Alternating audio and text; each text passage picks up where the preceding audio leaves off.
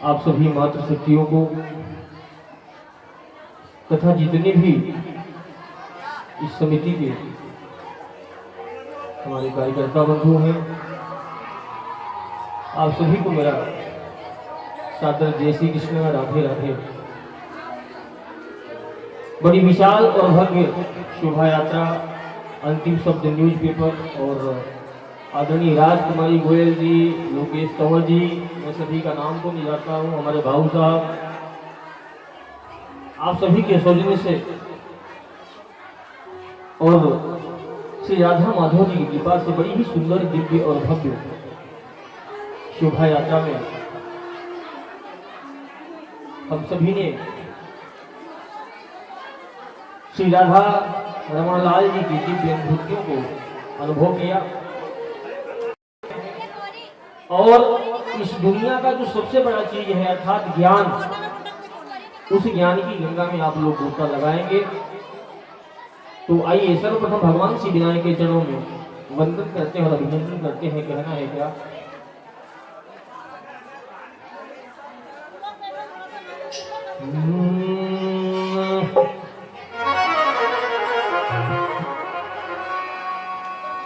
घनी घोरी अंधेरा छाया था, जब जीवन में उलझन की तरह गणराज प्रभु तुम आए सुलझने की तरह, गणराज प्रभु तुम आए सुलझने की तरह, गणराज प्रभु तुम आए सुलझने की तरह।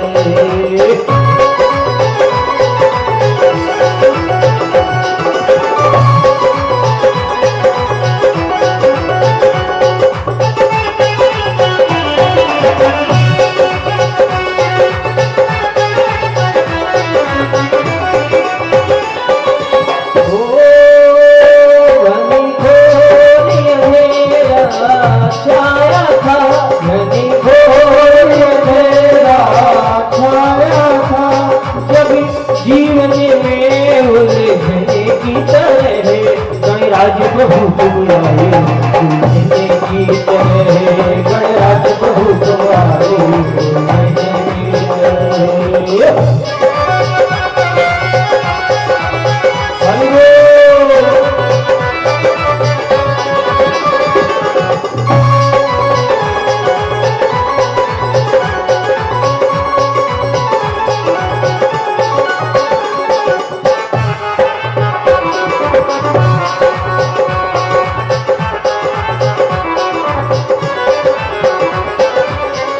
इंसान बार बार जन्म लेता है, बार बार मृत्यु को प्राप्त हो जाता है,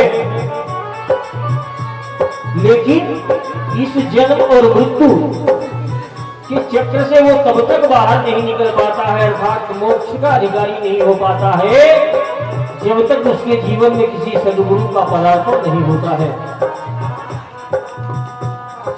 पुनरपिजनम पुनरपिगणनम पुनरपिजन बीजफले शयनम।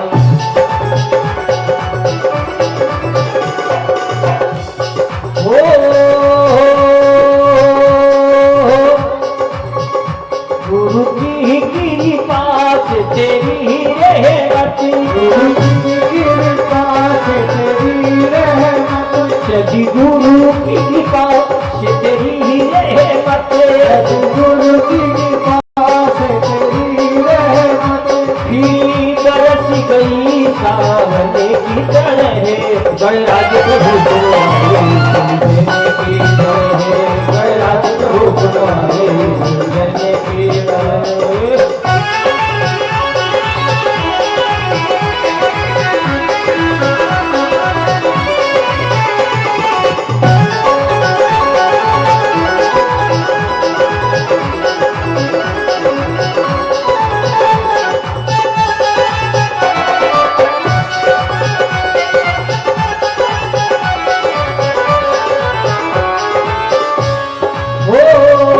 भटक भटक कर लटक गया था झोला जी के फेरों में, भटक भटक कर लटक गया था झोला जी के फेरों में। उठा उठा कर पटक दिया था मोह माया की भीड़ों ने, उठा उठा कर पटक दिया था माया की भीड़ों ने।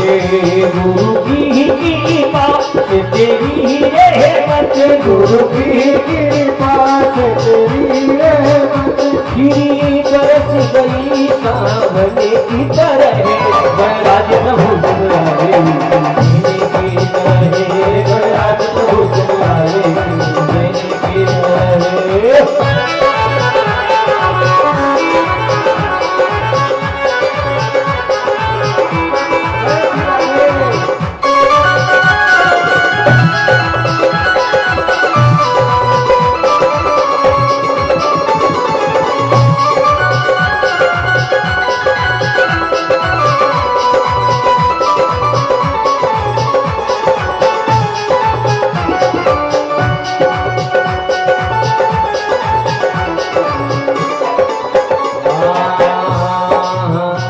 गणेश मंदिर कौन कौन जाता है जरा बताइए मुझे, आप जब सकते हैं क्या बात।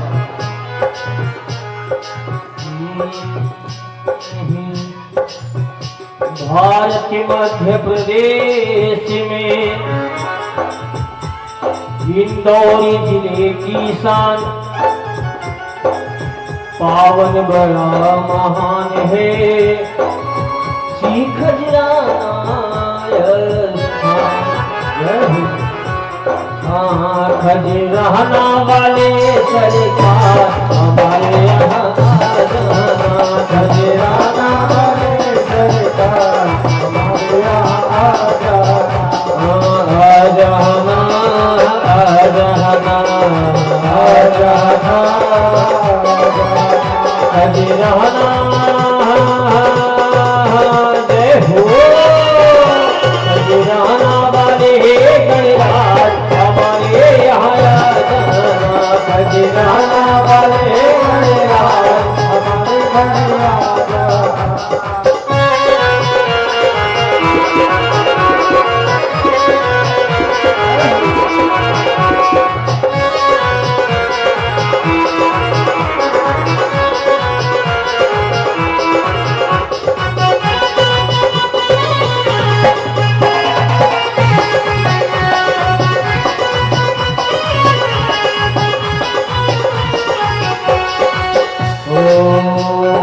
गौरा के लाल बाबा शिव के दुलारे, खजराना में आके भक्तों को तारे, गौरा के लाल बाबा शिव के दुलारे, खजराना में आके भक्तों को तारे, गौरा के लाल बाबा शिव के दुलारे, खजराना में आके भक्तों को तारे। तेरी महिमा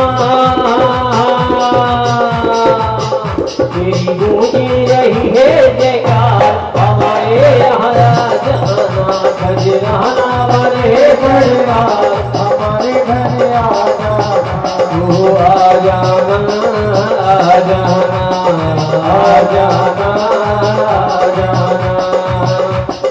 और देखिए सबसे बड़ी बात कहते हैं कि वो दर नाकाम है जिसे दर नहीं कहते, हर जगह झुक जाए उसे सर नहीं कहते। अर्थात आप लोग कहीं जाते हैं, भगवान के मंदिर में जाते हैं, किसी गुरुदेव के पास में जाते हैं, तो जरूर कहीं कहीं हमारी ये कामना होती है कि हम जा रहे हैं तो वहां से कम हमें भगवान का, किसी संत का, किसी महापुरुष का आशीर्वाद मिलेगा। और होनी भी चाहिए। क्यों? क्योंकि हम कर्म कर रहे हैं, वहां तक जा रहे हैं अपने पैरों से, हम सतमार्ग पे आगे बढ़ रहे हैं। तो प्यारों, सतमार्ग पे आगे बढ़ने वालों का कभी भी एक कदम जो है निष्फल नहीं होता है। भगवान कहते हैं ना कि आप एक कदम मेरे लिए चलिए तो मैं आपके लिए 10 कदम दौड़ के आता हूँ। तेरे करम की दीवानी ये दुनिया, दिन रात गाए कहानी ये दुनिया, तेरे करम की दीवानी ये दुनिया, दिन रात गाए कहानी ये दुनिया। लोगों को जो मिला है मुकद्दर से मिला है, और हमको तो मुकद्दर भी प्रभु तेरे दर से मिला है। वो तेरे करम की दीवानी ये दुनिया, दिन रात गाए कहानी ये दुनिया। तेरे करम की दीवानी ये दुनिया, दिन रात गाए कहानी ये दुनिया। भक्त तुझ पे हुए हैं कुर्बान, हमारे यहाँ जाना खजराना वाले गरदान, हमारे यहाँ जाना आ जाना आ जाना आ जाना खजराना वाले गरदान, हमारे यहाँ जाना खजराना वाले गरदान, हमारे यहाँ जाना।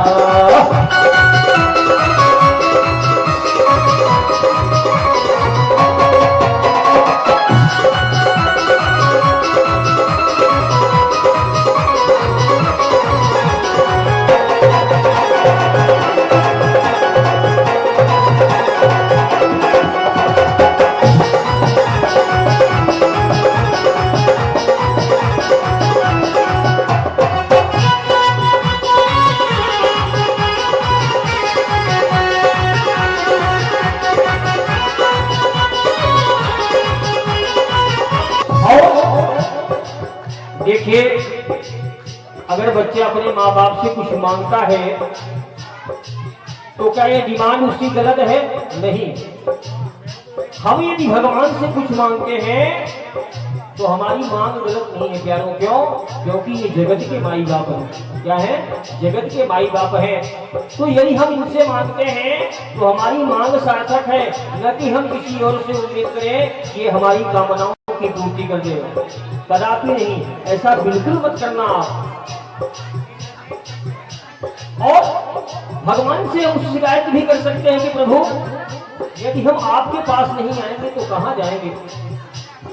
तुम ही बताओ न जाए कहां हम, जिक्रों को अपने सुनाए कहां हम। तुम ही बताओ न जाए कहां हम, जिक्रों को अपने सुनाए कहां। तुम ही बताओ न बाबा बाबा, तुम ही बताओ न जाए कहां हम, जिक्रों को अपने सुनाए कहां हम। तुम ही बताओ न जाए जिक्रों को अपने सुनाए कहां।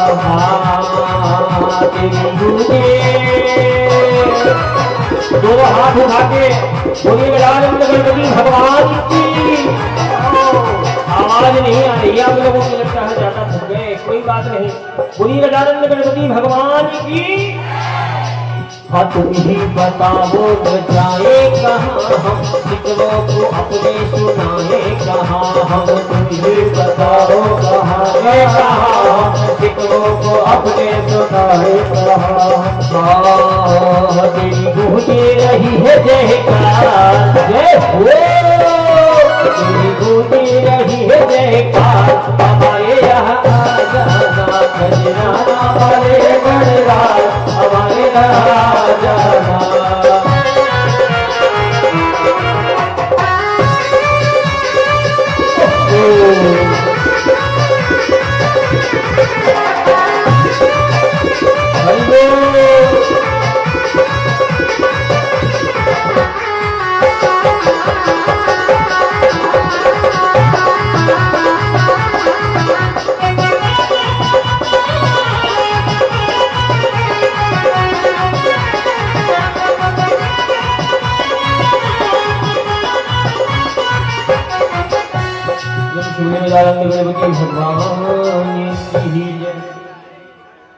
आज थोड़ी सी अव्यवस्थाएं हैं, कोई बात नहीं, कल ठीक हो जाएगा। परिवर्तन ही संसार का नियम है। प्यारों, जो आए उनको भी बहुत बहुत धन्यवाद। जो नहीं आए, घर से दर्शन किया इस शोभा यात्रा का, उनको भी बहुत बहुत धन्यवाद। जिन्होंने इस कथा का समर्थन किया उनको भी बहुत बहुत धन्यवाद, साधुवाद। और जिन्होंने किसी कारणवश समर्थन नहीं किया हो उनको भी बहुत बहुत धन्यवाद। क्यों? क्योंकि गोस्वामी तुलसीदास जी महाराज जब श्री रामचरितमानस की रचना करते हैं तो सबसे पहले खलों की वंदना करते हैं। किसकी वंदना करते हैं? फलों की। और सच कहो ना प्यारों, तो ये वही लोग हैं जो हमको सतमार्ग पर चलने के लिए प्रेरित करते हैं। क्या करते हैं? प्रेरित करते हैं। क्योंकि यदि ये नहीं होंगे तो हमको हमारा कर्तव्य बोध नहीं होगा। ये बार बार हमको बताते रहते हैं कि तुमको ये करना ही करना है। कभी हमको नीचा दिखाने की कोशिश करेंगे, कभी हमारा कुछ। लेकिन हकीकत ये है कि जो भगवान की शरण में है उसका त्रिकाल में कभी कोई अनिष्ट कर ही नहीं सकता। किसी व्यक्ति वस्तु स्थान की तो बात छोड़, मैं उसकी बात बता रहा हूं। हम लोग डरते हैं किसी देवता से कि वो हमारा नुकसान कर देगा, ये कर देगा, वो कर देगा। कोई नहीं कर सकता। इसलिए निर्भय रहो, निशंक रहो, भगवान की शरण में रहो। भगवान की शरण में रहने वाले का कभी भी बाल बांका नहीं होता है। आज समय कम है, इसलिए ज्यादा समय न लेते हुए संक्षिप्त शब्दों में आज कथा का महात्मा मैं आप लोगों को बताऊंगा, क्योंकि प्रथम दिवस है और उसके बाद आरती और फिर प्रसाद लेकर के सब भी अपने घर जाइएगा। कथा का दिन 7 दिनों का होता है, क्रम होता है। इसलिए आज हमको कथा का महात्मा करना ही पड़ेगा। हमको मालूम है आप लोगों को थकान ज्यादा हो रही होगी, क्योंकि बहुत लंबी शोभा यात्रा थी। आइए सीधा कथा में प्रवेश करते हैं।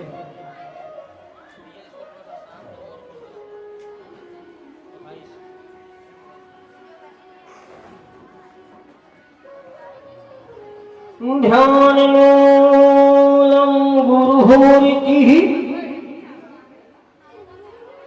पूजा मूलम गुरुपदम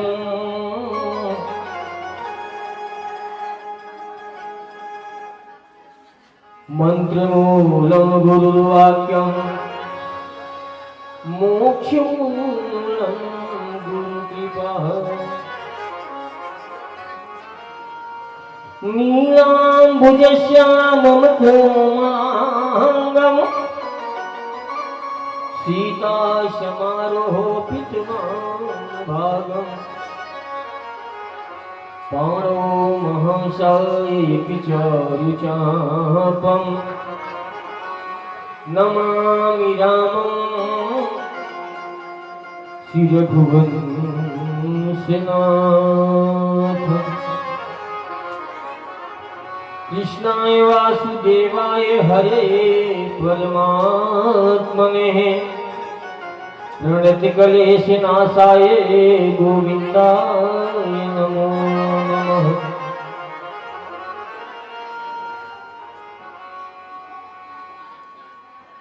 राम कथा रस रसिक जन शंभुनाथ हनुमान प्रेम सहित आसन धरहु सुनहु कथा करूंगा। श्री शिवली अनंत बलवंत हनुमंत लाल जी महाराज की जय। श्री वृंदावन बिहारी लाल की जय। श्री राधा रमन लाल की जय हो। आइए सर्वप्रथम श्री राधा रानी सरकार के चरणों में हाजिर लगाते हुए कथा में प्रवेश करेंगे।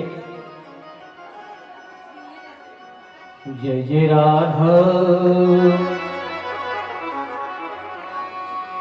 जय जय राधा रमन हरि बोल। जय जय राधा रमन हरि बोल। जय राधा, जय जय राधा रमन हरि बोल। जय जय राधा श्री राधा, जय जय राधा रमन हरि बोल।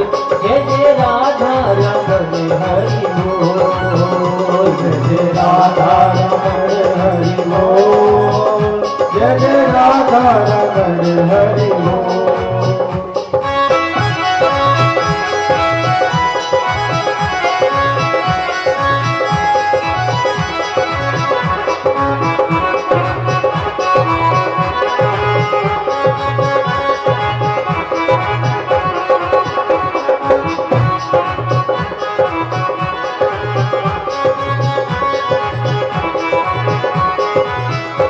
हरि बोल हरि बोल हरि बोल।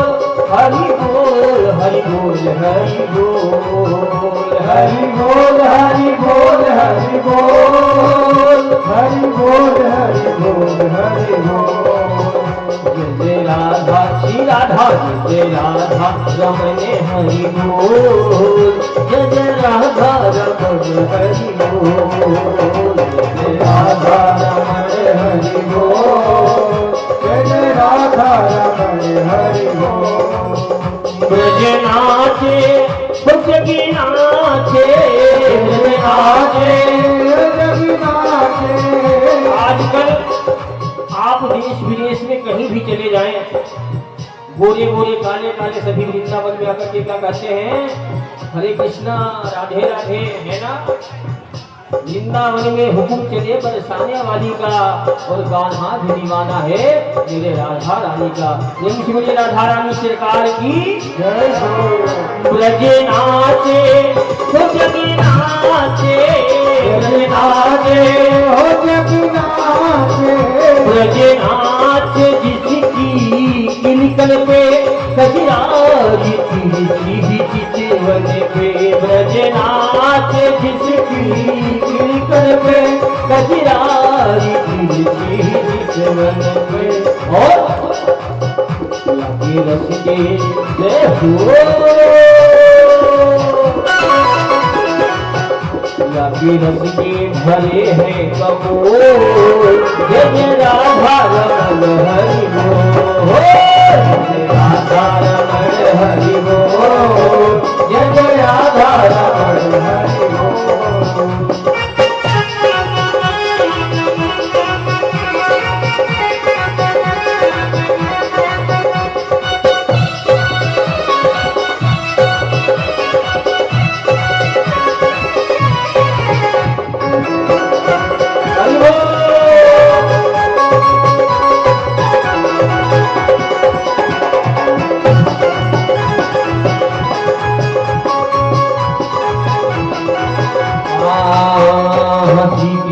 गोविंद हरे मुरारी हे नाथ नारायण वासुदेवा हरि कृष्ण गोविंद हरे मुरारी हे नाथ नारायण वासुदेवा हे नाथ नारायण वासुदेवा हे नाथ नारायण वासुदेवा हे नाथ नारायण वासुदेवा हे नाथ नारायण वासुदेवा कृष्ण गोविंद हरे मुरारी हे नाथ नारायण वासुदेवा कृष्ण गोविंद हरे मुरारी हे नाथ नारायण वासुदेवा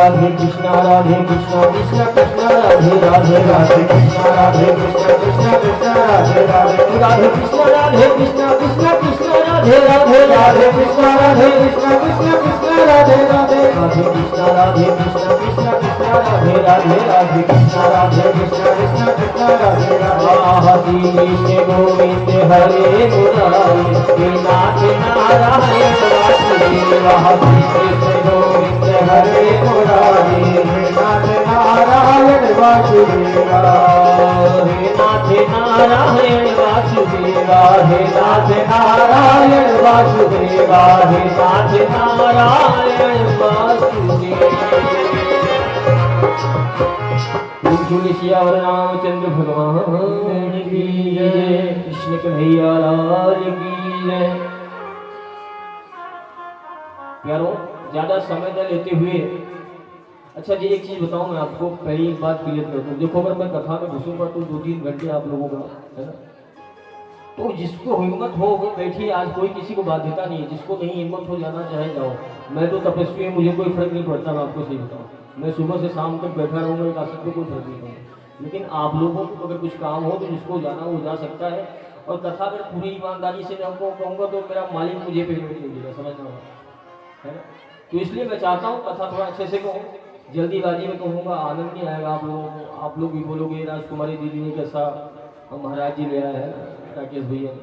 तो जिसको जाना हो जा सकता है और जो सुनना चाहता हो तो वो सुने, क्योंकि ये अमृत है। इस कथा का मोल क्या है मालूम? देवता लोग आए और अमृत देने लगे इस कथा के बदले में, लेकिन अमृत लेना स्वीकार नहीं किया। क्यों? क्योंकि इस कथा की बराबरी अमृत भी नहीं कर सकता। ये वो कथा है भागवत कथा। तो प्यारों आइए कथा में प्रवेश करते हैं। जिसको आना जाना होगा धीरे धीरे आते जाते रहिएगा, है ना। और कथा प्रारंभ करते हैं। शिवली भक्तों भगवान की जय। रोज पानी गिर रहा था, लेकिन आज देखो चमत्कार मेरे ठाकुर का। जिसकी नैया राम भरोसे डूब नहीं सकती है, डोल भरे सकती है।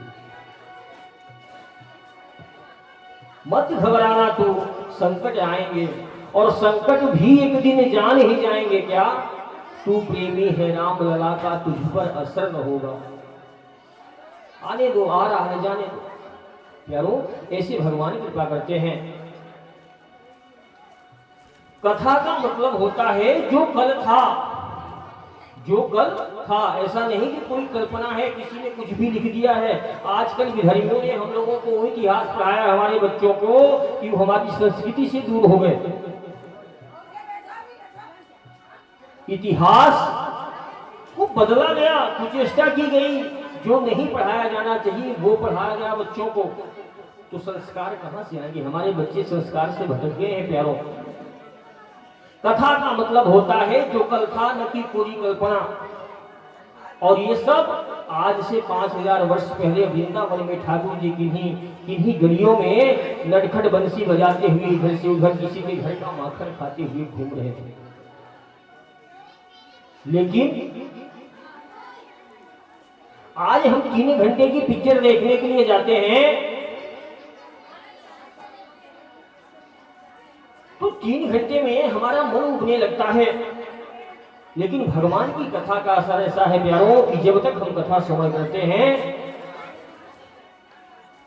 तब तक हमारा मन एकाग्र रहता है और भगवान की श्री चरणों में लगा रहता है। आइए भगवान की कथा में प्रवेश करते हैं। श्रीमद् भागवत का पहला जो श्लोक है,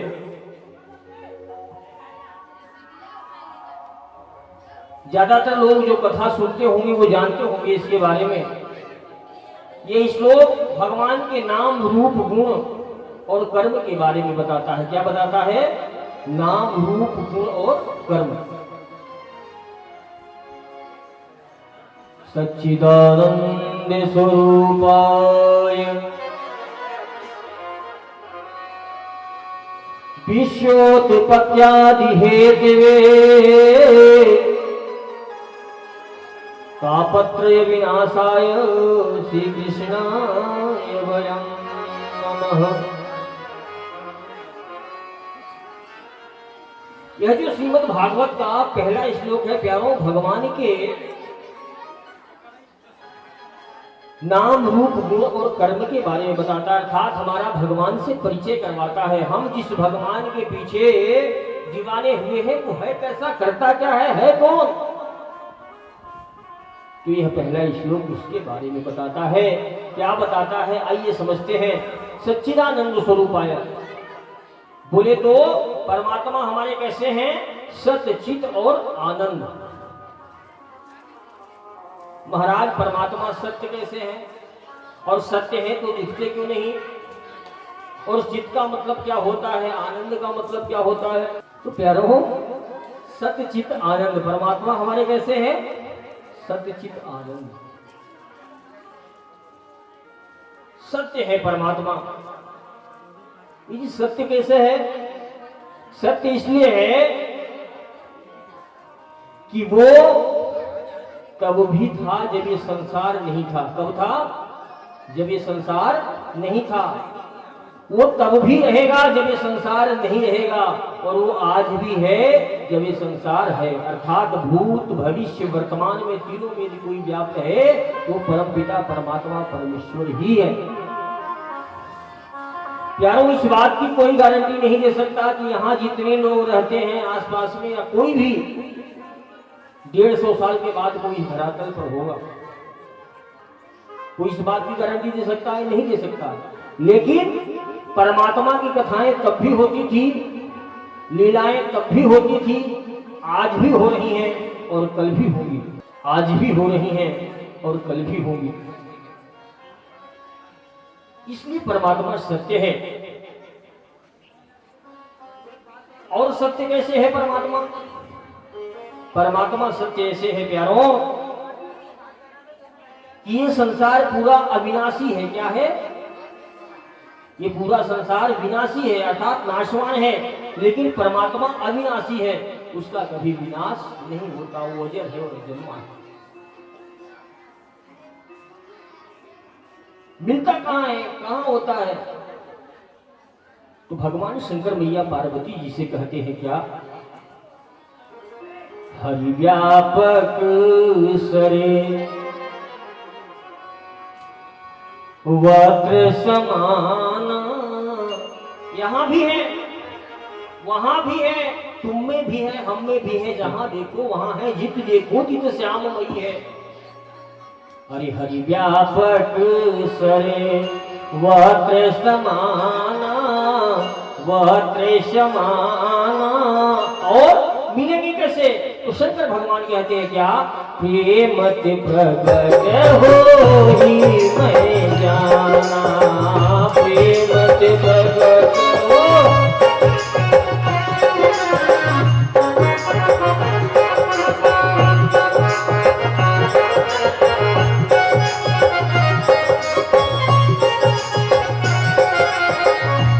व्यापक शरे वह दृश्यमाना, वह दृश्यमाना। प्रेमत प्रगट होई मैं जाना।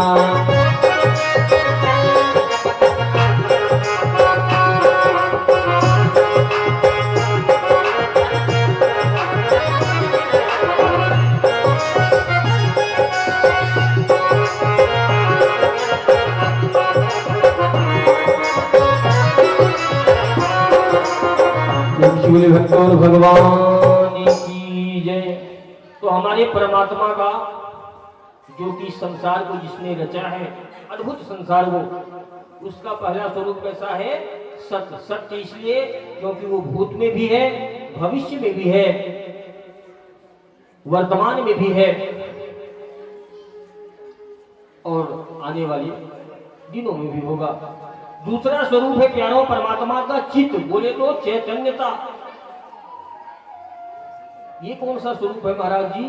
तो ये वो स्वरूप है जो किसी भी वस्तु को जीवंत बनाता है, अर्थात उसको चैतन्य बनाता है। जो हमारा ये पंचभौतिक शरीर है, जो हमारा ये पंचभौतिक शरीर है ना प्यारों, ये तभी तक स्पर्श करने योग्य रहता है जब तक इसमें परमात्मा रूपी चैतन्यता विद्यमान रहती है। अर्थात जब किसी इंसान की सोचने की, समझने की, सूंघने की, खाने की, पीने की, बोलने की चैतन्यता गायब हो जाती है, तो उसके घर वाले ही उसको ले जाकर के घर के बाहर कर देते हैं। जो कल तक ये कहते थे कि ये मेरे पिता हैं, ये मेरी पत्नी है, मेरा पुत्र है, वही उसको स्पर्श करने के बाद नहाने की सोचते हैं। तो प्यारों, अगर कोई चैतन्य है तो परमात्मा है। हम लोग जान नहीं पाते हैं, हम कहते हैं कि हमारी माता जी, हमारे पिताजी हैं। नहीं, इस संसार में जितने भी नाते रिश्ते हैं ना, वो सब परमात्मा की वजह से है। नाते ने हराम थे मनियत सेवक सेप जहां थे। अगर किसी के अंदर से भगवान चले जाए तो कितना भी सुंदर हो, कैसा भी हो, बताओ, कोई उसको स्पर्श करेगा? नहीं। मैं आपको बताऊं, एक पति पत्नी हो, खूब आपस में प्रेम करते हों और किसी जंगल में हो, अचानक उन दोनों में से कोई एक दिवंगत हो जाए, प्रभु को प्यारा हो जाए, भगवान के धाम को चला जाए, तो जो उसको प्राण प्यारे कह के एक दूसरे को संबोधित करते थे, जब परमात्मा रूपी चैतन्यता निकल गई तो पति वही है, सामने बैठा हुआ है अंधेरी रात में, लेकिन वो उसी को देख देख करके डरेगा, सामने वाला कहीं ऐसा न हो उठ करके खड़ा हो जाए। क्यों? क्योंकि परमात्मा रूपी चैतन्यता उसके अंदर से गायब हो गई। यारो कितना भी सुंदर आदमी कोई हो, लेकिन जब हमारा परमात्मा उसके अंदर से चला जाता है, चैतन्यता गायब हो जाती है, तो उसकी कोई कीमत नहीं रहती है। और हम लोग इस अभिमान में रहते हैं कि ये मैं हूं, ये मेरा स्वरूप है। नहीं, हम सब इनसे अलग हैं। और बहुत बहुत सुंदर बात और बहुत ऊपर की बात, क्या हम कौन हैं? हर इंसान की इच्छा होनी चाहिए कि मैं खुद को जानूं, मैं कौन हूं, मैं क्यों आया हूं। आप जन्म से पहले कौन थे, जानते हैं क्या इस बात को? नहीं जानते हैं। मृत्यु के बाद हमारा क्या होगा, इसका कुछ मालूम है क्या? नहीं। कोई बीच में काहे कि प्रपंच फैला रखा है हमने, ये सब सपना है, स्वप्न है, स्वप्न झूठा है। कैलाश पर बैठे भगवान शंकर मैया पार्वती जी से कहते हैं क्या, वो माया कहाँ हूं मैं, अनुभव अपना। जो जगत गुरु है प्यारो, कौन? भगवान शिव। वो कह रहे हैं मैया पार्वती से क्या, अरे सत हरि भजन जगत सब सपेना।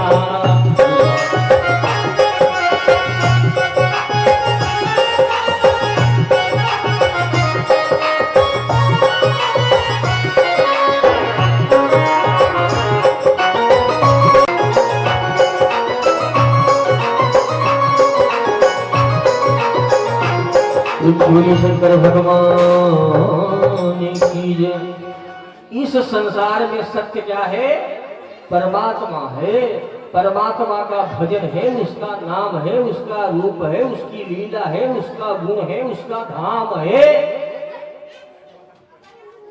तो कितने भी सुंदर हो, कितने भी बड़े बॉडी बिल्डर हो, जिम में जाकर के खूब बल्ले सल्ले डोले सोले बना लो महाराज, लेकिन अरे उड़ जाएगा महाराज ये तोता, उड़ जाएगा, उड़ जाएगा महाराज ये तोता, उड़ जाएगा, उड़ जाएगा महाराज ये तोता, उड़ जाएगा।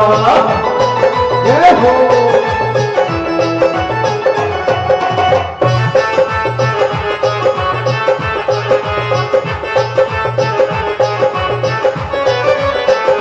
आप एक बहुत बड़ा डांसर हुआ, बोले तो नृत्य करने वाला, लेकिन वो खुद को वो भगवान को रिझाने के लिए नहीं नाचता था। वो सोचता था कि मैं नाचूंगा तो लोग मेरी ओर आकर्षित होंगे, कहेंगे कि बहुत बढ़िया नृत्यकार हैं।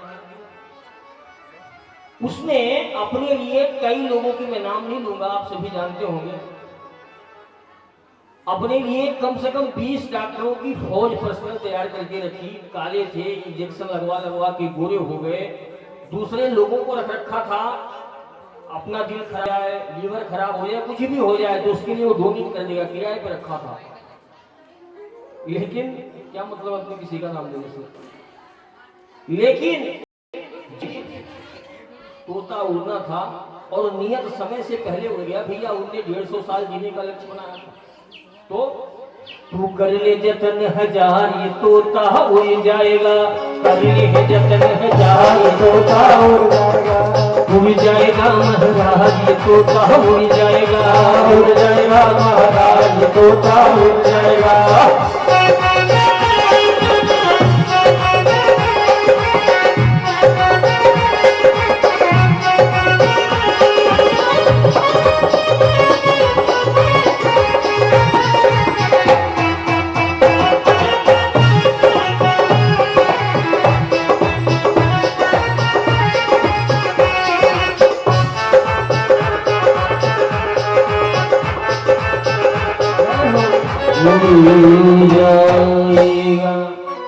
तो प्यारों, इस संसार में जो चैतन्यता नजर आ रही है वो मेरा परमात्मा ही है, कोई और नहीं है।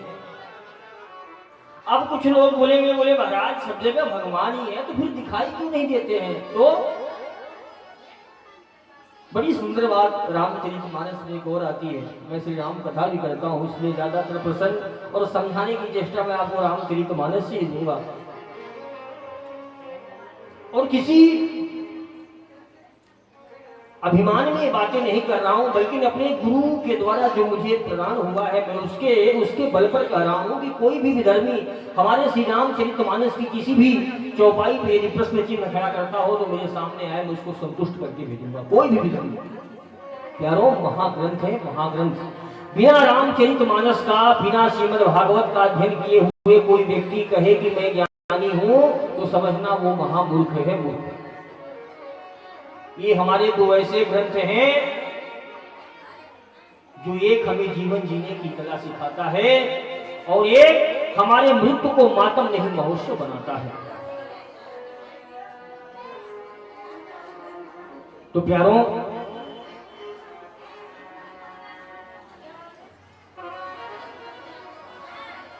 परमात्मा के तीन स्वरूप हैं, सत्य, चित, आनंद। चैतन्य का इस पूरे संसार में है तो परमात्मा की वजह से है। जब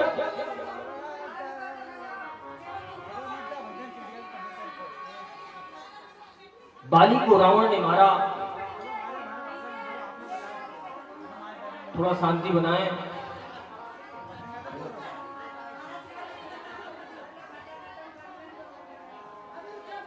आराम आराम से, सब हो जाएगा, है ना महाराज?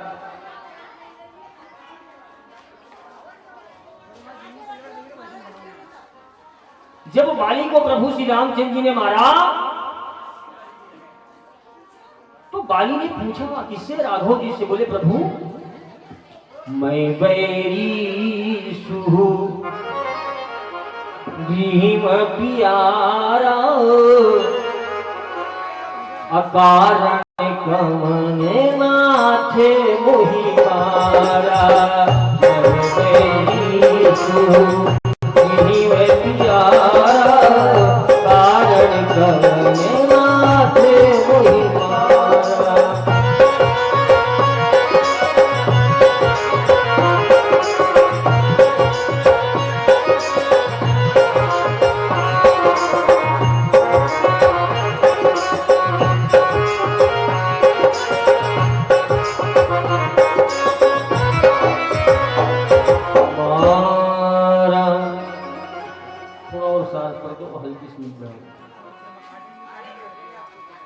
बाली ने पूछा, बोले राघव,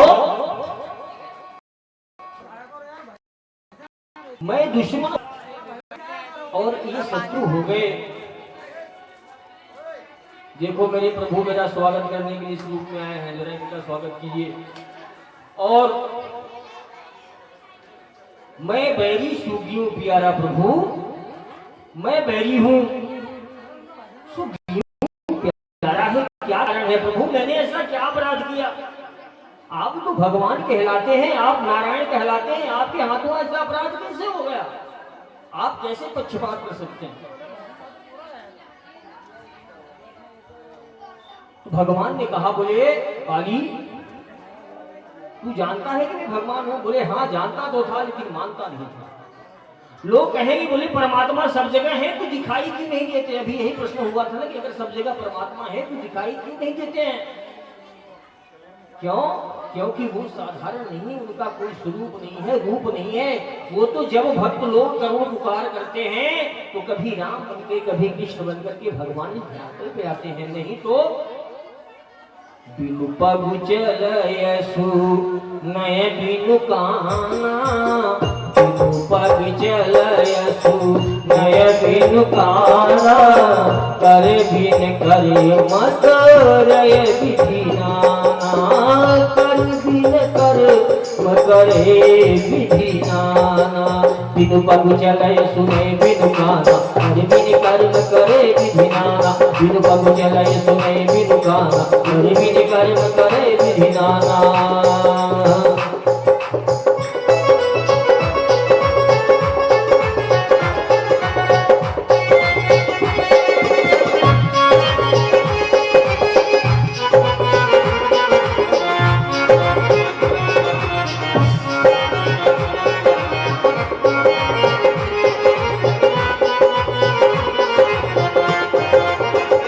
भक्तों भगवान की जय।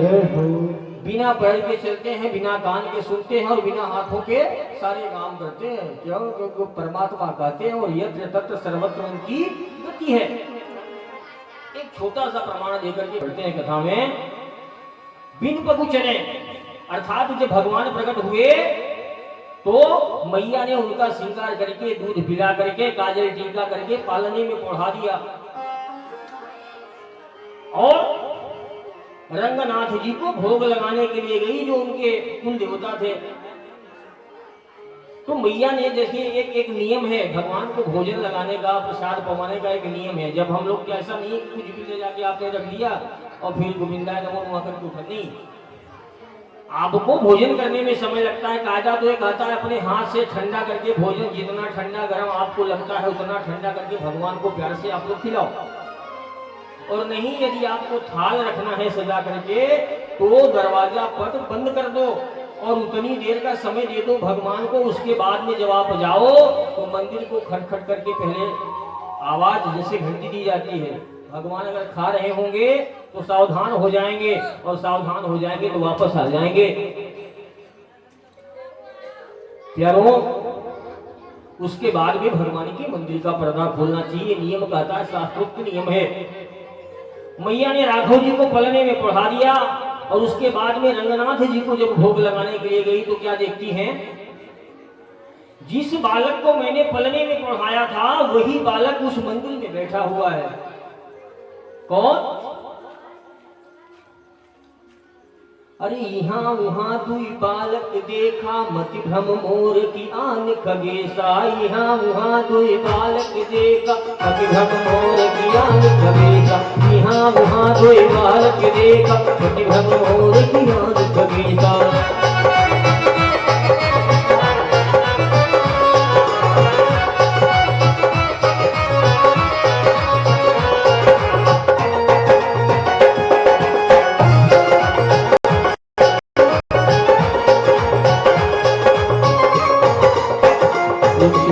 भैया लाल की जय।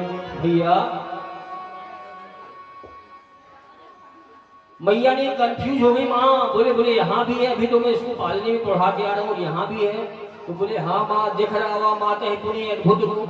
कहो, मैया को ऐसा रूप दिखाया कि एक एक रोमकूप में अनेकों ब्रह्मांड, जैसे धरती है ना प्यारो, आकाश है, सूर्य है, चंद्रमा है, इंडिया है, पाकिस्तान है, ऐसे ही एक एक रूम में अनेकों अनेक ब्रह्मांड, अनेक धरतियां, अनेक भगवान के रूप माता जी को दिखाया। मैया भयभीत हो गई। अर्थात भगवान के पास, भगवान को कहीं जाना है तो उनको पैर की जरूरत नहीं है। क्यों? क्योंकि वो पलने में लेटे थे और मंदिर में पहुंच गए। जो बालक चल नहीं सकता, 6 दिन का है, 7 दिन का है, उसको पैर की कैसे जा सकता, आप बताओ। तो भगवान ने सिद्ध करके दिखा दिया कि मैं बिना पैर के भी चल सकता हूँ। पहला सबूत दिया उन्होंने अपनी भगवत्ता का, क्या कि मैं बिना पैर के भी यत्र तत्र सर्वत्र मेरी गति है, बिन पगु चले। और दूसरा, सुने बिनु काना। जब बाली का वध किया तो तारा ने कहा था, बोले स्वामी आप जिसको मारने जा रहे हैं ना वो जीव नहीं जगदीश है, आप उससे बैर ना कीजिए। तो वो भी बाली कहते हैं कि जब नाश मनुष्य पर छाता है पहले विवेक मर जाता है। बाली का संहार होना था, उसका नाश होना था, उसको समझ में नहीं आया प्यारों। तो वो जाकर के जो त्रैलोकपति है, जगत के जगताधीश, जगत नियंता है, उनसे बैर ठान लिया। और जब बाली को मारा, बाली ने प्रश्न किया तो भगवान ने उसको बताया, बोले तेरी पत्नी ने तुझको मना किया था कि मत जा, उनसे बैर मत ठान। तब बाली ने कहा, बोले हाँ प्रभु, मुझको ये विश्वास हो गया कि तुम भगवान हो। क्यों? क्योंकि तुम वहां से सैकड़ों दूर ऋषिमुख पर्वत पर हो और तुमने यहाँ बैठे बैठे मेरी पत्नी के द्वारा कही गई बातों को सुन लिया। ऐसा तो सिर्फ परमात्मा ही कर सकता है। जमसोली सियावर रामचंद्र भगवान की जय हो। और तीसरी अपनी भगवत्ता का परिचय क्या दिया भगवान ने? खर और दूषण। जब शूर्पणखा की नाक कटी तो वो रोते हुए सबसे पहले कहां गई? खर और दूषण के पास में जाती है। प्यारों, जब शूर्पणखा की नाक कटी तो हो गई, इसके पास में खरदूषण के पास में पहले गई। और खरदूषण जब आए वो खरदूषण को ये वरदान था कि मैं दूसरे के हाथों नहीं मरूंगा, अर्थात मेरा भाई जब उसको मारेगा तो ही मैं मरूंगा। खरदूषण को मारे तो मरे और दूसरे घर को मारे तो मरे। तो भगवान ने एक ऐसा माया जाल विस्तार किया, ऐसी माया का विस्तार किया कि खर और दूषण के साथ में जितनी सेनाएं गई थी सबको एक दूसरे में राम नजर आने लगे। कौन नजर आने लगा? राम। सामने वाला क्या देखे वहां राम है, दूसरा वाला क्या देखे यहाँ राम है, हर जगह राम ही, और सब आपस में लड़ गए और मर गए। तो बिना हाथों के भी भगवान काम करते हैं। बिन पगु चले सुने बिन गाना, कर्म बिन कर्म करे विज्ञाना। इसीलिए भगवान का दूसरा स्वरूप क्या है? सच्चिदानंद सतचित, अर्थात चैतन्यता। ये पूरी जगत में जो सुंदरता, दिव्यता, भव्यता और चैतन्यता नजर आ रही है वो परमात्मा के दूसरे स्वरूप से आ रही है। कौन से? चित बोले तो चैतन्यता। और परमात्मा का तीसरा स्वरूप है प्यारो आनंद। क्या है? आनंद। वो कैसा होता है महाराज? वो आनंद वो नहीं है। कौन सा? कि रात भर भजन हुआ, गांव में एक बाबा से पूछा, बोले बाबा आनंद आयो कि नहीं आयो? तो बाबा ने कहा कहीं महाराज? बोले अबे ना आयो, ना आयो। क्यों? क्योंकि उनके पोते का नाम खो गया था, बाहर तो आएगा कहां से। और बेचारा जो गाने वाला था भजन रात भर गाता रहा, सवेरे जब झोला झंडा बांध के चलने लगा अपनी टीम को लेकर के, तब बाबा ने कहे, बोले वो देखो वो आ रहा है आनंद। तो संगीत गाने वाले भैया कंफ्यूज हो गए, बोले बोले अभी पैक किया मैंने, हैं? अभी जब तक गाया जब तक आनंद नहीं आया, और जब जाने लगा जब आनंद आया, है ना प्यारो? परमात्मा का स्वरूप है आनंद। क्या है? आनंद। आनंद धन कहा जाता है उनको। अब आप बोलेंगे महाराज आनंद कैसे कैसे परमात्मा का स्वरूप हो सकता है? तो मैं आपको बताता हूं प्यारो, दर्शन कीजिएगा।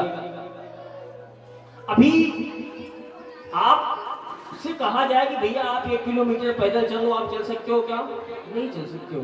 अभी मुझे लगता है 3-4 किलोमीटर की तो यात्रा रही होगी, है ना?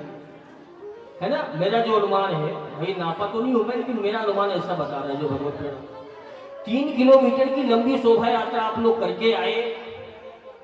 कोई विशेष व्यवस्था भी नहीं थी, मैं देख रहा था, लेकिन फिर भी आप लोगों के मन में उत्साह था। क्या था? उत्साह था, आनंद था। क्यों? क्योंकि ये परमात्मा का आनंद वाला स्वरूप है। आपने देखा होगा लोग वृंदावन जाते हैं, कांवड़ यात्रा लेकर के जाते हैं, उनके पैरों में फफोले पड़ जाते हैं, लेकिन वो ये नहीं कहते कि मुझे कोई दिक्कत है। कोई पूछेगा बहुत आनंद आ रहा है भैया, बहुत आनंद आ रहा है। असहनीय दर्द होने के बाद भी भागवतिक कार्य करते हुए लोग क्या कहते हैं कि मुझे आनंद आ रहा है। वही परमात्मा का तीसरा स्वरूप है। क्या? आनंद। प्रेम से बोलिए सच्चिदानंद भगवान की जय हो। तो प्यारो ये तीसरा स्वरूप है परमात्मा का। परमात्मा का स्वरूप कैसा है? सतचित और आनंद। दूसरा भगवान का क्या है? कर्म, अर्थात भगवान क्या कार्य करते हैं।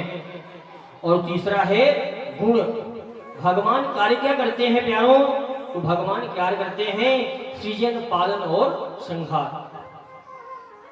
भगवान का क्या काम है?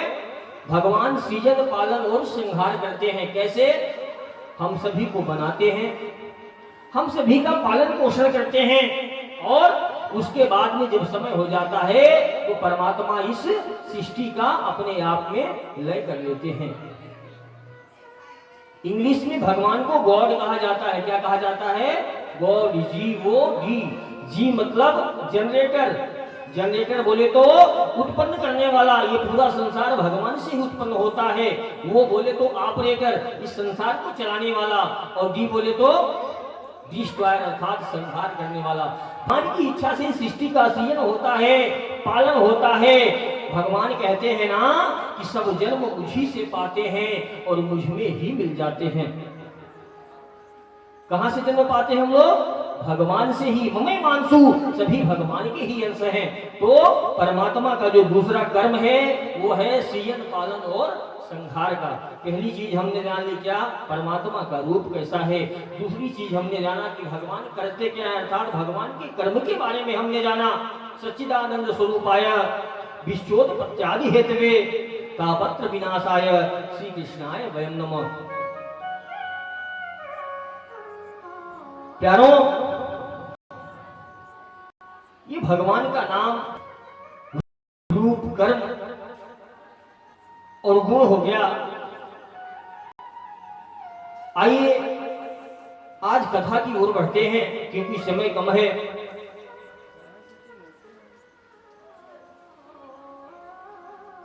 88,000 ऋषि, सौनकादि महर्षि जंगल में जाकर के विश्व कल्याण के लिए यज्ञ कर रहे हैं। क्या कर रहे हैं? यज्ञ कर रहे हैं। संतों का जो जीवन होता है ना, वो अपने लिए नहीं होता है, समाज के लिए होता है। परहित हेतु सबन कै करनी, अर्थात वृक्ष कबहु नहीं फल बखे, नदी न संचय नीर, और परमारथ के कारण साधु धरा शरीर। प्यारो, वृक्ष कभी अपने आप से फल नहीं खाते हैं, नदियां स्वयं से जल नहीं पीती हैं, और ये जो संत भगवान होते हैं ना, ये अपने लिए नहीं अपितु संसार के लिए आते हैं। जिस दिन वो अपने स्वरूप के बारे में जान जाते हैं, उनका दर्शन भी मंगलमय हो जाता है। तो 88,000 शास्त्रवेता ऋषि जगत कल्याण की कामना से नैमिषारण्य में यज्ञ कर रहे हैं। क्या कर रहे हैं? यज्ञ कर रहे हैं कि विश्व का कल्याण होगा। लेकिन हम कोई कार्य कर रहे हैं और हमारे मन में यदि जलन हो रही है, उस कार्य को लेकर के प्रसन्नता नहीं हो रही है, तो समझ जाना यह कार्य तामसिक हो रहा है। इस कार्य में जरूर कहीं कोई त्रुटि है। कार्य को करते हुए प्रसन्नता नहीं हो रही है, मतलब कहीं न कहीं कोई त्रुटि है। ऋषियों के मन में भी खोट हो रहा है, क्षोभ हो रहा है कि मैं इतने दिन से इतना बढ़िया सत्कर्म कर रहा हूं, लेकिन मुझे जो संतुष्टि मिलनी चाहिए, जो दिव्यता मिलनी चाहिए, वो नहीं मिल रही। क्यों नहीं मिल रही है? तो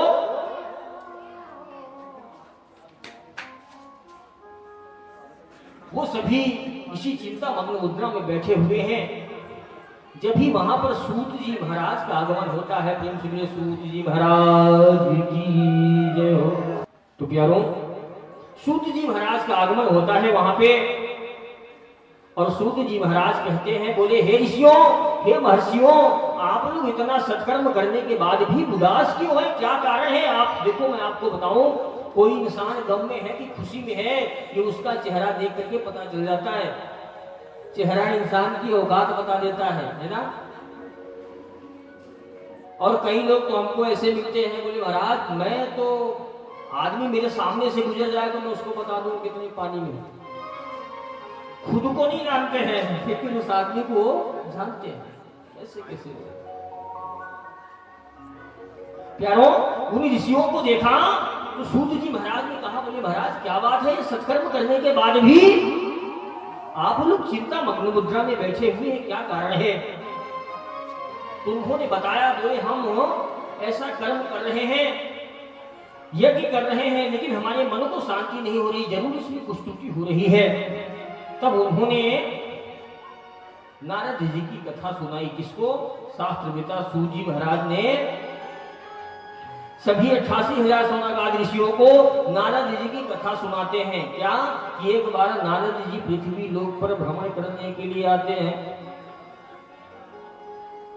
अब कुछ लोग बोल सकते हैं, बोले महाराज, नारद जी को क्या जरूरत पड़ गई पृथ्वी लोक पर आने की? भाई मन में सवाल उठता है, नारद जी क्यों आए होंगे पृथ्वी पर? वो देवता हैं? स्वर्ग लोक में रहते हैं, अच्छे अच्छे पकवान पाते होंगे, तो नारद जी क्यों आए? तो मैं आपको बताऊं प्यारों, क्या होता है ना, कोई गए हो सकता है, आप गए हो या कोई गए हो, भाई मैं तो नहीं गया हूं, ठीक है, और जाना भी नहीं। क्यों? क्योंकि है केंद्र तपस्या का, ऋषियों की धरती है। हम लोग जहां पैदा हुए हैं ना, इसको भारत भूमि कहा जाता है। क्या कहा जाता है? भारत भूमि। इंसान बन के आना भाग्य की बात है, लेकिन भारत में इंसान बन के आना सौभाग्य की बात है। केंद्र तपस्या का, ऋषियों की धरती है। इस धरती की प्रकृति भी आराधना करती है। हाँ, इतने तपस्याएं हुई है, करो पूछो बताओ। तो ऊपर देवलोक में चर्चाएं चलती है, क्या कि वहां पे और समुद्र का बहुत बड़ा समुद्र है, जिसमें खारा खारा जल है। वहां पे सुंदर सुंदर बाग बगीचे हैं, कैलाश पर्वत है जहां शंकर भगवान निवास करते हैं। आदि आदि देवता लोग बोले तो जहाँ हमेशा बर्फ ढकी रहती है, शिमला है, नैनीताल है, मुंबई है, आदि आदि जगहों की तीर्थ स्थानों के वृंदावन धाम है। देवताओं में आपस में चर्चा होती है कि ये मनुष्य लोग कितने भाग्यशाली हैं, क्यों न जाकर के हम भी पृथ्वी पर दर्शन करके आए, जहाँ पे भगवान श्री कृष्ण जी मोर मुकुट पीताम्बरधारी चतुर्भुज रूप में खड़े हुए हैं, बद्रीनाथ में चारों रूप में।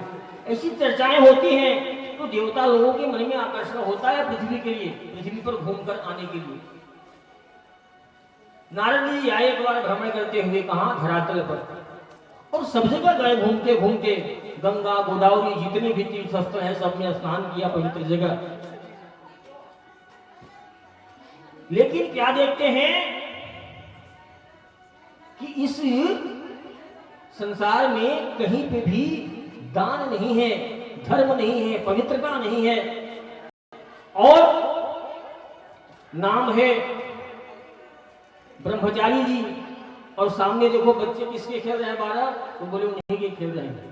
समझना, लोग एक ही चेहरे पे कई कई चेहरे लगा लेते हैं लोग।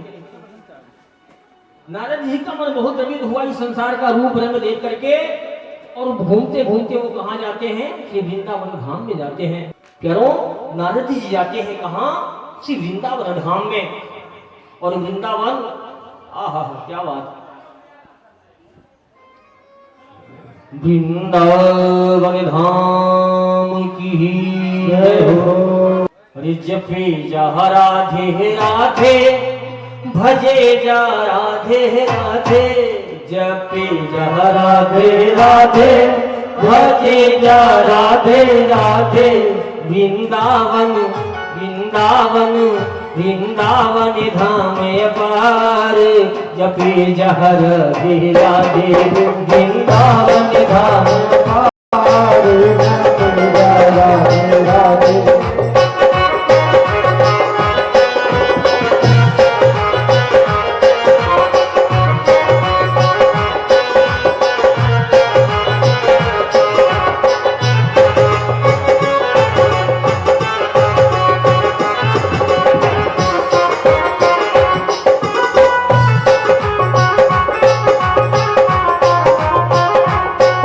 जपे जा राधे राधे, भजे जा राधे राधे, जपे जा राधे राधे, भजे जा राधे राधे। वृंदावन वृंदावन वृंदावन धाम पार, जपे जा राधे राधे, वृंदावन धाम पार, जपे जा राधे राधे।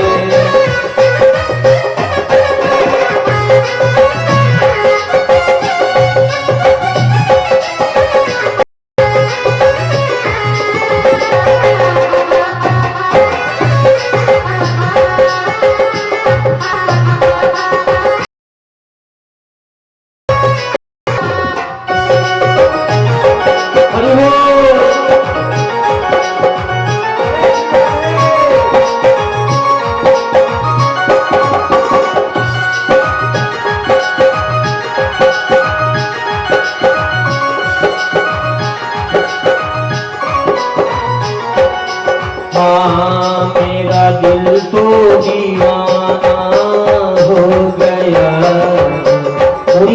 वाले तेरा, मेरा दिल तो दीवाना हो गया,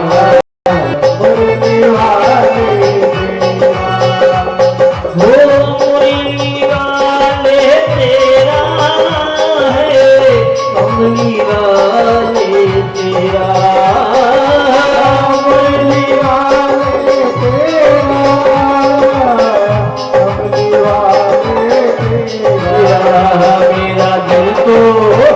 मेरा दिल तो दीवाना हो गया, मुरली वाले तेरा, मेरा दिल तो दीवाना हो गया, मुरली वाले तेरा।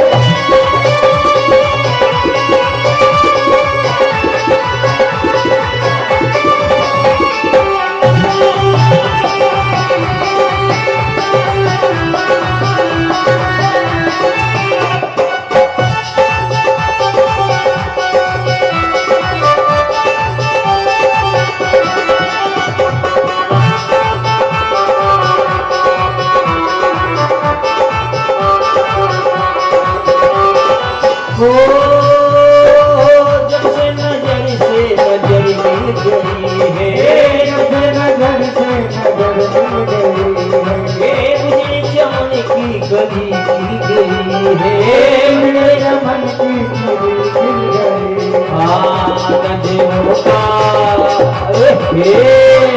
नजरों का निशाना हो गया, कुंडी मारे तेरा नजरों का निशाना हो गया, कुंडी मारे तेरा।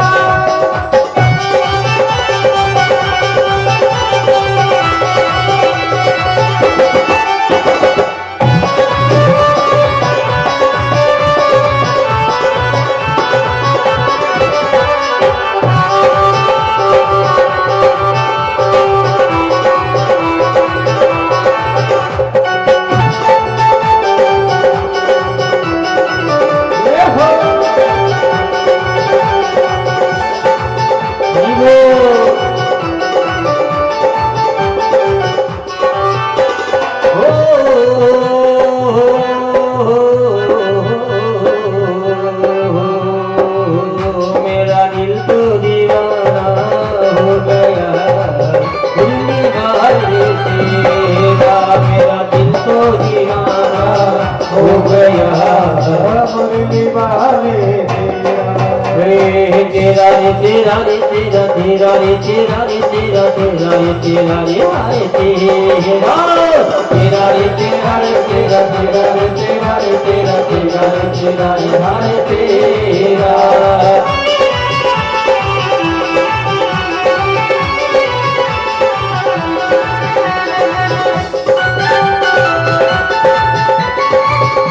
जय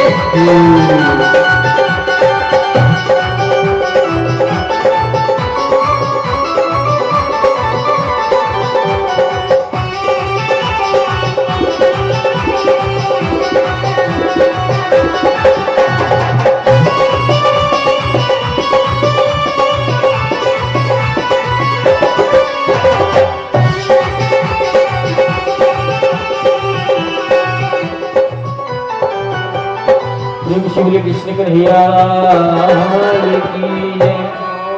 कल से हम सभी खूब सारे भजनों के गोता लगाएंगे। आज थोड़ा सा समय कम है, इसलिए शीघ्र अतिशीघ्र कथाओं को ले रहे हैं और आगे बढ़ रहे हैं। कथा का जो क्रम है उसको तो पूर्ण करना ही पड़ेगा प्यारों। भैया देखिए फिर क्या होता है, प्रेम नगरी है उसका दूसरा नाम, क्या नाम है? प्रेम नगरी। वहां प्रेमी है वो। अच्छा, वृंदावन जाने के बाद अगर वहां पे आपने वहां की ब्रज की रज को अपने शरीर पर लगा लिया तो फिर आप गए काम से, फिर तो आप दिन रात यही कहेंगे क्या?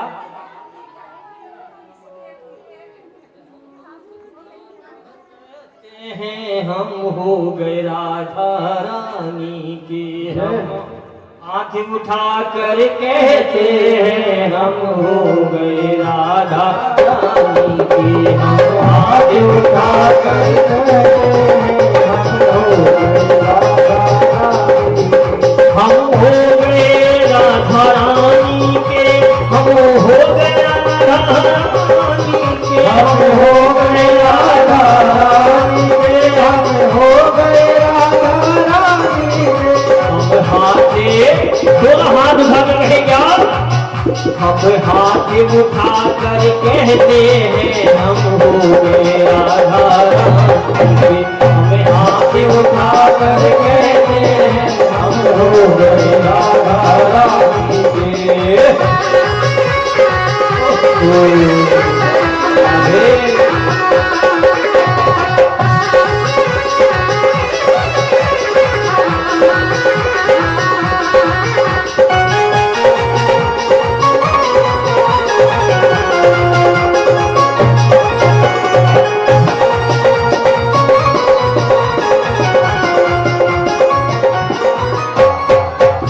मुकुट श्री मोर का, मुकुट श्री मोर का, मेरे चिट्ठी चोर का, मेरे चिट्ठी चोर का।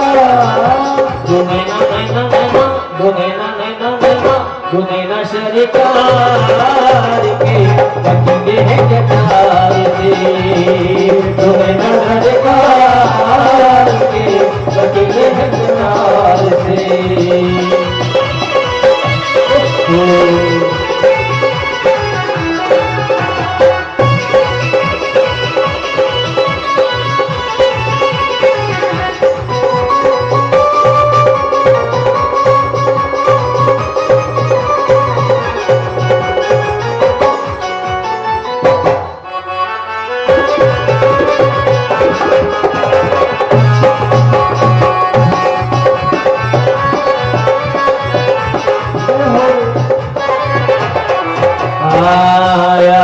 जागी भरी रूह तुझको अपनी बाहों में, जागी भरी रूह तुझको अपनी बाहों में, तुझको छिपा लो कान्हा अपनी निगाहों में, तुझको छिपा लो कान्हा अपनी निगाहों में। किसके किसके घर पे ठाकुर जी है बताओ? ठाकुर जी है सबके घर पे। आप लोग राई लोग उतारते हो नहीं उतारते उनका? हाँ उतारा करो, पता नहीं कौन आकर के टोना मार के चली जाए तो है।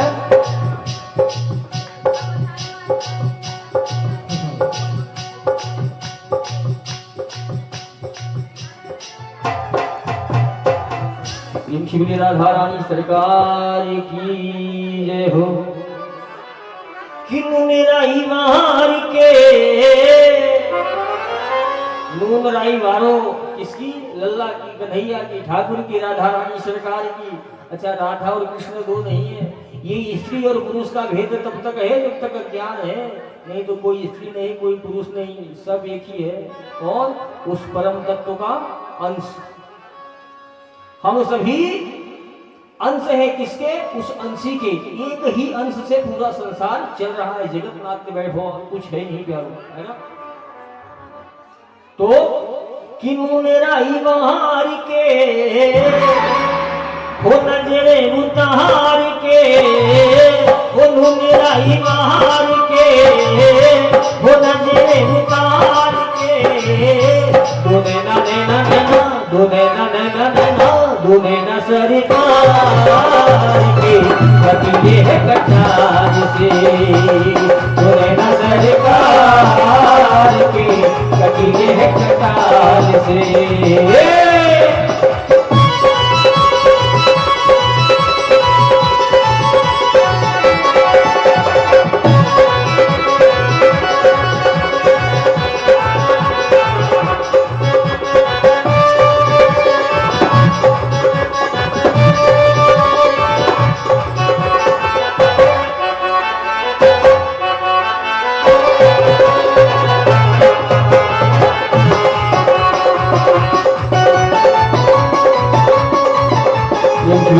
भगवान की जय हो। प्यारो अच्छा जितने लोग बैठे हैं इनको भी जल्दी है क्या? है किसी को? तो प्यारो नारद जी पहुंचे कहां? श्रीधाम वृंदावन। वृंदावन में पहुंचते हैं तो और जो इस संसार में देखा वो तो देखा, क्या क्या देखा? कि लोग अपने भाई बहन की बात नहीं मानते हैं, है ना? लेकिन साल को बुद्धिदायक अपने भाई की बात नहीं मानेंगे। एक ही माँ के दो सगे पुत्र होंगे तो अपने भाई की बात नहीं मानेगा। लेकिन जब से ससुराल प्यार भई जब ते घर पर कुटुंब भय तब ते, साले साहब ने कह दिया मतलब काम ओके। तो ऐसी बहुत सारी चीजें देखते हैं। आज समय नहीं में बताओ नहीं, अपने को ऐसा लगेगा कि यार सारी सारी चीजें तो अपने अंदर है, विद्यमान है और वास्तव में है प्यारो। ये इंसान का स्वभाव है। हम सभी 6 गुणों से अधीन हैं। मन खष्ठान इंद्राणी, ये हमारे 6 दुश्मन हैं। कौन? काम क्रोध लोभ मोह मद मत्सर।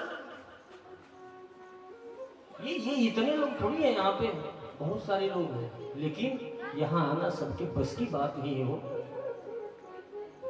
आवत यही सर, ये जो कथा सत्संग का सरोवर होता है ना, ये क्या होता है? एक सरोवर होता है, ये सप्तऋषि सरोवर बन गया है। और यहाँ आना सबकी बस की बात नहीं है। क्यों? क्योंकि तुलसी पूरब पाप ते हरि चर्चान सोहाय। तुलसी पूरब पाप ते हरि चर्चान सोहाय। कई ऊँघे बोले तो कितने तो सो जाते हैं, और बगल वाला जगाएगा तो बोले मैं तो आंख मूंद के ध्यान लगा रहा था। समझना बात को? तो कितने तो बैठे बैठे सो जाते हैं। कई ऊँघे और कई उठ चले, कितने चल देते हैं। क्यों? फोन आ रहा है। वैसे नहीं फोन आएगा, लेकिन जब कथा में बैठेंगे तो बार बार फोन आएगा। ये माया है। माया मायापति से दूर करने का काम करती है प्यारों। जब तक सत्संग आपको नहीं मिला, समझ जाना कि हमको इस भव सागर से कोई पार कराने वाला नहीं है। बिनु सत्संग विवेक न होई, राम कृपा बिन सुलभ न सोई। तुलसी पूरब पाप ते हरि चर्चा न सुहाए, कई ऊँघे कई उठ चले और कई दे बात चलाए। बैठे हैं यहाँ और बातें दूसरी चालू हो जाएंगी। श्रोता भी तीन प्रकार के होते हैं। कैसे? एक तो श्रोता होता है जो अच्छा होता है, सुनता है अच्छे से, है ना। दूसरा होता है सरवता, अर्थात बैठा है और बातें कर रहा है। ये एक गलत तरीका है। कथा में एक नियम है, सिर्फ व्यास भगवान बोलते हैं और बाकी सब लोग सुनते हैं। और तीसरा होता है सोता, श्रोता, सरवता और सोता। एक तो आकर के सो ही जाता है, उसको नींद ही आ जाती है। क्यों? क्योंकि गठरी लदी है ना जन्म जन्मांतर की। तो ये तीन स्वरूप है प्यारों। और बहुत सारे अवगुण होने के बाद, बहुत सारी चीजें होने के बाद हम भगवान से विमुख हो जाते हैं। ये हमारे जो जन्म जन्मांतर के पाप लदे हुए हैं, जो हम माया के अधीन हैं, वो हमको भगवान से, जीव से जगदीश का मिलन नहीं होने देती हो।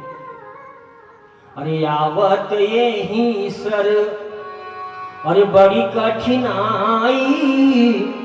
वैसे तो लोग 100 बार इधर से गुजरेंगे, लेकिन मैं आपको दावे के साथ बोल रहा हूं, कई लोग यही ऐसे होंगे जिस दिन से कथा चालू हुई है उसका एक दिन भी यहाँ से सामने से नहीं निकल पाएंगे। वो क्यों?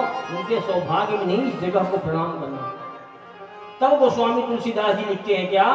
आवत यही स्वर, अरे बड़ी कठिनाई, बड़ी कठिनाई, राम कृपा बिनु आई न जाए। आवत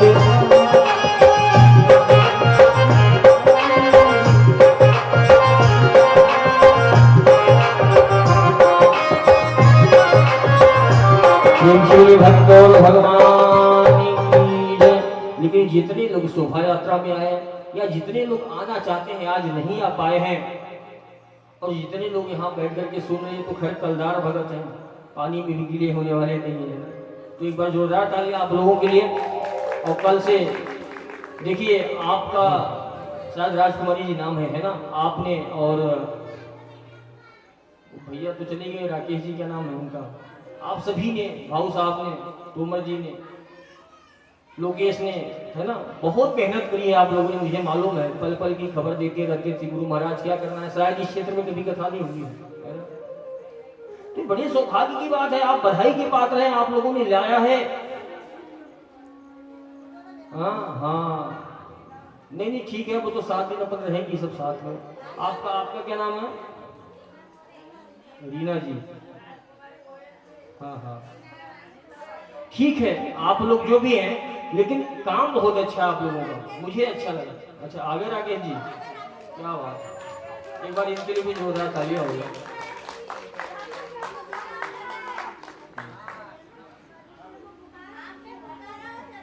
बहुत बढ़िया। तो प्यारों, इस संसार का नियम है, वो भगवान और भक्त के बीच में माया क्या है, बाधक बनकर के खड़ी हो जाती है। वो भगवान से मिलने नहीं देती है। नारद जी यत्र तत्र सर्वत्र दर्शन करते हुए गए और जाकर के उन्होंने देखा क्या कि यहाँ ऐसा हो रहा है, वहां ऐसा हो रहा है। लोग जूठे पूठे रहते हैं, अर्थात साफ सफाई नहीं है, आचार विचार का पालन नहीं करते हैं। सब जगह से देख ताक के कहां पहुंचते हैं? श्रीधाम वृंदावन में। और श्रीधाम वृंदावन में एक और आश्चर्य देखते हैं क्या? वहां पे एक युवा स्त्री की गोद में 2 वृद्ध लेटे हुए हैं, आराम कर रहे हैं। यह अपने जीवन का उन्होंने धरती पर अब तक का सबसे बड़ा आश्चर्य देखा। एक सुंदर युवती की गोद में 2 वृद्धों का क्या काम है? वो क्यों विश्राम कर रहे हैं? क्या कारण है? लेकिन नारद जी देवर्षि हैं, वो शास्त्र की मर्यादा को जानते हैं। तो उन्होंने जाकर के पहले उनको प्रणाम किया और कहा, देवी, यद्यपि मुझे तो पूछना नहीं चाहिए कि आप कौन हैं और आपकी गोद में सोए हुए 2 वृद्ध बालक कौन हैं? ये 2 वृद्ध कौन हैं? लेकिन फिर भी मुझे देख करके बड़ा आश्चर्य हो रहा है। यदि आप कृपा करके मुझे बतलाएं तो बड़ी कृपा होगी आपकी। तो देवी ने कृपा करके बताया और कहा, बोले देवर्षि मैं भक्ति हूं, भक्ति मेरा नाम क्या है, भक्ति। और ये मेरे दोनों पुत्र हैं, एक का नाम है ज्ञान और दूसरे का नाम है वैराग्य। लोग मुझे तो चाहते हैं लेकिन मेरे पुत्रों की कोई कीमत नहीं है, अर्थात ये वृद्ध होते जा रहे हैं और मैं इसी से दुखी हूं नारद जी। नारद जी ने कहा, आप भक्ति जी हैं? बोले हाँ। बोले देवी आपको दंडवत प्रणाम करता हूं, क्यों? क्योंकि आज तक मैंने सिर्फ आपका नाम सुना था, आपको देखा नहीं था, आज देख लिया। और नारद जी ने दोनों हाथ जोड़ करके भक्ति महारानी को प्रणाम किया। प्रेम से बोले भक्ति मैया की जय हो। नारद जी से भक्ति मैया ने कहा, बोले देवर्षि आप वह उपाय कीजिए। सब दिन की गारंटी नहीं है, सब दिन हो तो नहीं एक समान है ना, तो राजेश जी को समझा दीजिएगा बात। तो प्यारो भक्ति मैया ने कहा, बोले देवर्षि मेरे दुख का सिर्फ यही कारण है कि मेरे जो पुत्र हैं ये वृद्ध हैं, मैं भली ही तरुणी हूं लेकिन इनके उद्धार का कोई कारण कीजिए, कोई उपाय कीजिए। और प्यारो नारद जी ने अनेक प्रकार के सत्कर्म किए, भगवत बड़े बड़े पुराण 18 पुराण सुना दिए, सारी चीजें सुना दी, लेकिन उन वृद्धों का बुढ़ापा दूर नहीं हुआ हो। जितने सत्कर्म होते हैं वो सब उन्होंने कर लिए, किसने? नारद जी ने। लेकिन किसी भी पुण्य कर्म का कोई फल ऐसा नहीं हुआ कि उन ज्ञान और वैराग्य के बुढ़ापे को दूर कर सके। जब तक कथाएं होती थी, पुण्य हवन आदि होते थे, तब तक तो उठ करके बैठ जाते थे, लेकिन जैसे ही कथाएं समाप्त होती थी वो फिर से वृद्ध हो जाते थे और मां की गोद में लेट जाते थे। देवर्षि नारद जी साधारण नहीं है प्यारो, फिर ये भगवान के ही अंश हैं। वो परेशान हो गए, बोले मैं ऐसा कौन सा सत्कर्म करूं कि ज्ञान वैराग्य और भक्ति का बुढ़ापा दूर हो जाए।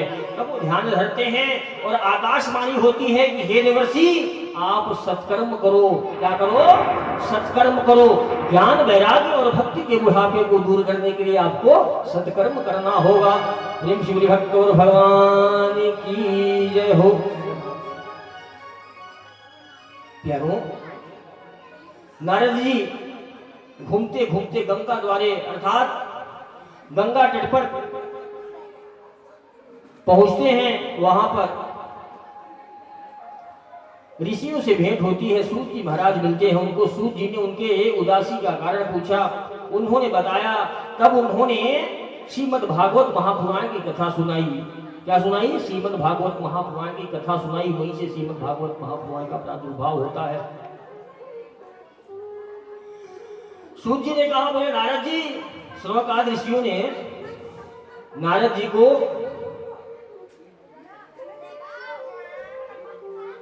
भगवान के प्रथम अवतार है कौन? सनक सनंदन सनातन सनत कुमार। ये नारद जी को मिल गए कहां? समुद्र तट पे गंगा द्वार पे। और जब नारद जी पहुंचे तो इन्होंने प्रणाम किया और प्रणाम करने के बाद में कहा, बोले देवर्षि आप किस चिंता में घूम रहे हैं? आपकी चिंता का कारण क्या है? आपका मुख मलिन क्यों है? उन्होंने बताया, बोले महामुने मैंने नाना प्रकार के प्रयास किए, नाना प्रकार के सत्कर्म किए, लेकिन ज्ञान वैराग्य का बुढ़ापा दूर नहीं हुआ। तो सनक सनंदन सनातन सनत कुमार ने उनको बताया, बोले नारद जी आप उनके उद्धार के लिए श्रीमद् भागवत महापुराण की कथा करवाइए। क्या करवाइए? श्रीमद् भागवत महापुराण की कथा करवाइए।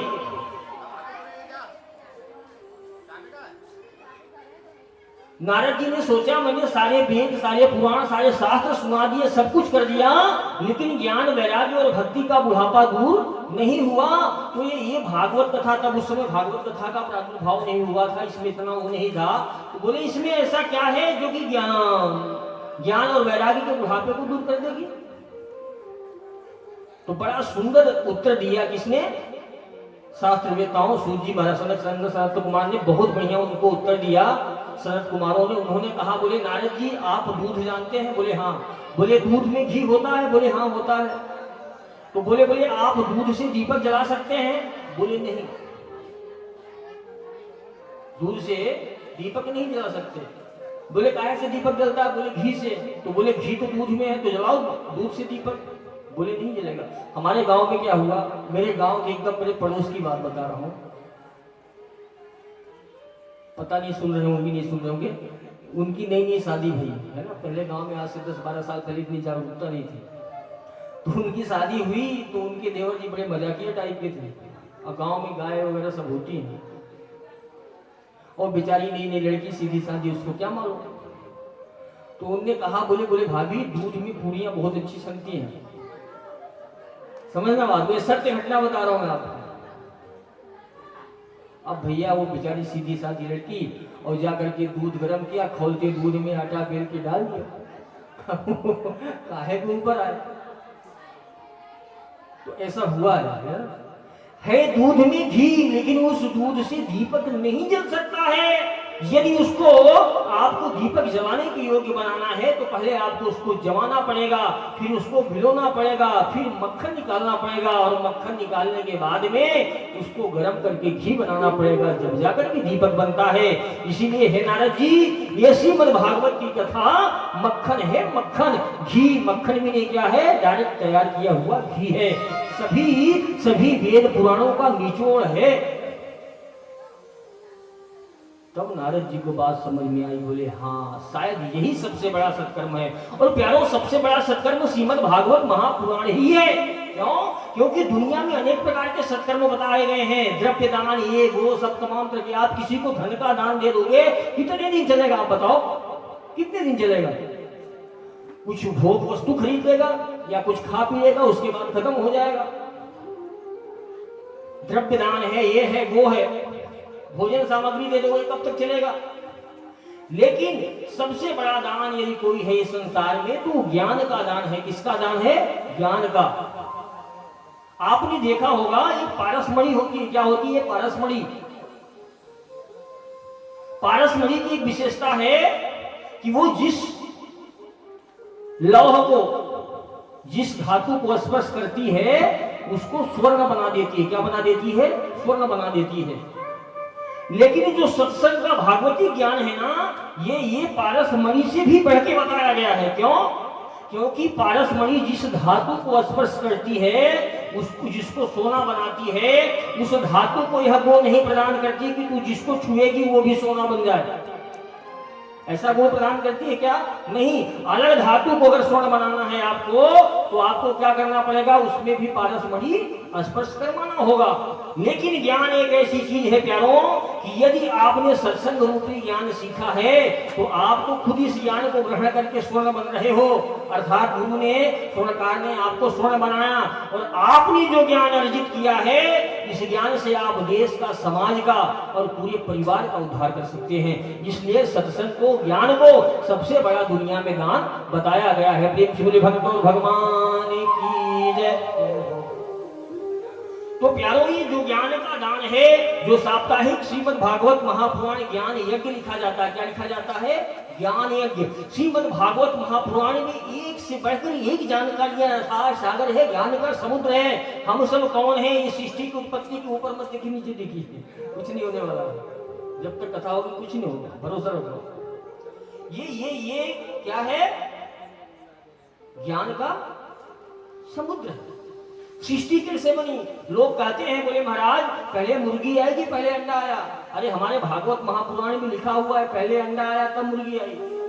डॉक्टरों को आज तक नहीं मालूम। ये ज्ञान का भंडार है क्या? इसी श्रीमद् भागवत महापुराण में गोपियां गोपी गीत में कहती हैं, जब उद्धव जी आते हैं तो क्या कहती हैं?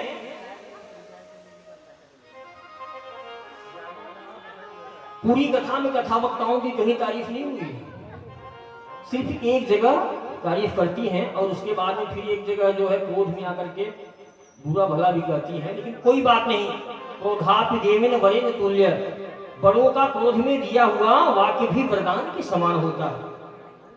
ये गोपियां गोपी भी गीत में कहती हैं कि इस दुनिया में सबसे बड़ा दानी अगर कोई है तो ये कथा वक्ता है। क्यों? क्योंकि वो जो परम ब्रह्म है, अर्थात जो अनंत है, जो अजित है, जिसकी कोई सीमा नहीं है, उस सच्चिदानंद अजित भगवान को शब्दों की पुलिया बना करके लोगों में बांट देता है बिना किसी मोल के हो। तो सबसे बड़ा इस दुनिया में कौन है दानी? जो ज्ञान का दान देता है, जो वक्ता होता है, जो व्यासपीठ होती है। इसीलिए व्यासपीठ को दुनिया का सर्वोच्च सिंहासन बताया गया। प्रेम से भक्त और भगवान की जय, व्यास भगवान की जय हो प्यारो। और आगे चल के ये गोपियां ताना मारती हैं, अर्थात बोले तो क्रोध में आकर के बुरा भला कहती हैं उन वक्ताओं को। क्या कहती हैं?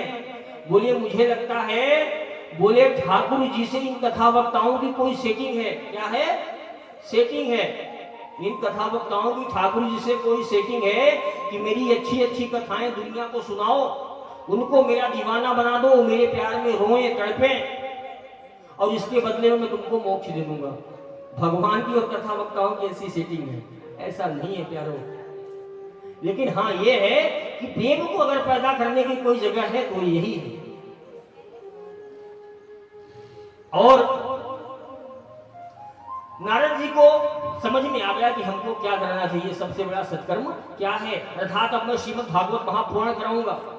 जैसे हमारे राकेश भैया गए, पता नहीं क्या बात हुई, किस पर्पज से गए थे, इनका उद्देश्य कुछ और था, लेकिन कुछ ऐसी बात हुई इनके दिमाग में बत्ती जल गई कि हमको श्रीमद् भागवत महापुराण कराना। और हुई आप सब। तो नारद जी ने कहा मैं भागवत महापुराण कराऊंगा। लेकिन समस्या ये थी प्यारों कि श्रीमद् भागवत महापुराण करेगा कौन? उस समय कोई वक्ता ही नहीं था, सिर्फ 4 वक्ता थे, सनक सनातन सनत कुमार। और ये चारों भाई क्या करते थे? ये भगवान विष्णु जी के अवतार हैं। 3 भाई नीचे बैठ जाते थे, एक भाई व्यासपीठ पे, एक जने व्यास जी बन जाए और 3 भगवान कथा सुनाए। जब उनकी कथा पूरी हो जाए 7 दिन की तो दूसरा भाई आए व्यासपीठ पे। ऐसे 3 वक्ता बन जाते थे और एक वक्ता बन जाते थे 3 श्रोता। नारद जी ने कहा बोले श्रीमद् भागवत महापुराण की कथा कराऊं, लेकिन उस समय में ये प्रचार प्रसार करने के साधन नहीं थे। आज से 5000-6000 वर्ष पहले क्या साधन रहा होगा बताओ? आजकल तो व्हाट्सएप पे प्रचार हो जाता है ना, और फ्लैक्स लग जाते हैं, ये हो जाता वो हो जाता, तब भी भीड़ उतनी नहीं हो पाती जितनी चाहिए। मतलब हमारी जो अपेक्षा हो उतनी नहीं हो पाती, इतना सारे प्रचार का साधन होने के बाद भी। लेकिन उस समय क्या हुई? माउथ पब्लिसिटी हुई। क्या हुई? Mouth publicity. आप युद्ध मैदान में जाने से पहले अगर अपने अस्त्र शस्त्र तैयार करके जाएंगे, अच्छे से सुसज्जित होकर के जाएंगे, तो मैं दावे के साथ बोल रहा हूं आपको परास्त नहीं होना पड़ेगा। और नारद जी ने यही किया हो। उनकी रणनीति बहुत खतरनाक थी। क्या किया? नारद जी ने 10 लोगों से कहा, जैसे आप हो गए रजनी जी, राकेश जी, आपका जो भी नाम है कल बता देना, मेरे दिमाग में मैं नाम भूल जाता हूँ, मैं सबका नाम भूल जाता हूँ। रीना जी, अच्छा रस है तो ठीक है, राकेश, रीना और राजकुमारी। हाँ, और मैं इनको रजनी जी बोलता था पहले, राकेश से जब बात होती थी ऐसे कभी, ठीक है। तो उन्होंने क्या किया? माउथ पब्लिसिटी 10 लोगों को बताया। आप लोगों ने बहुत अच्छी प्लानिंग की, एक बार जोरदार ताली आपके प्लानिंग के लिए, बहुत अच्छा प्लान किया था, बहुत अच्छा। 10 लोगों को बताया। वो 10 लोग जाकर के 10 लोगों को बताते थे और उनको जिम्मेदारी देते थे कि आप 100 लोगों को बताएंगे। ऐसे करते करते पूरे विश्व में प्रचार हो गया। क्या? समुद्र के तट पर कथा होने वाली है, गंगा द्वार, गंगा सागर है ना।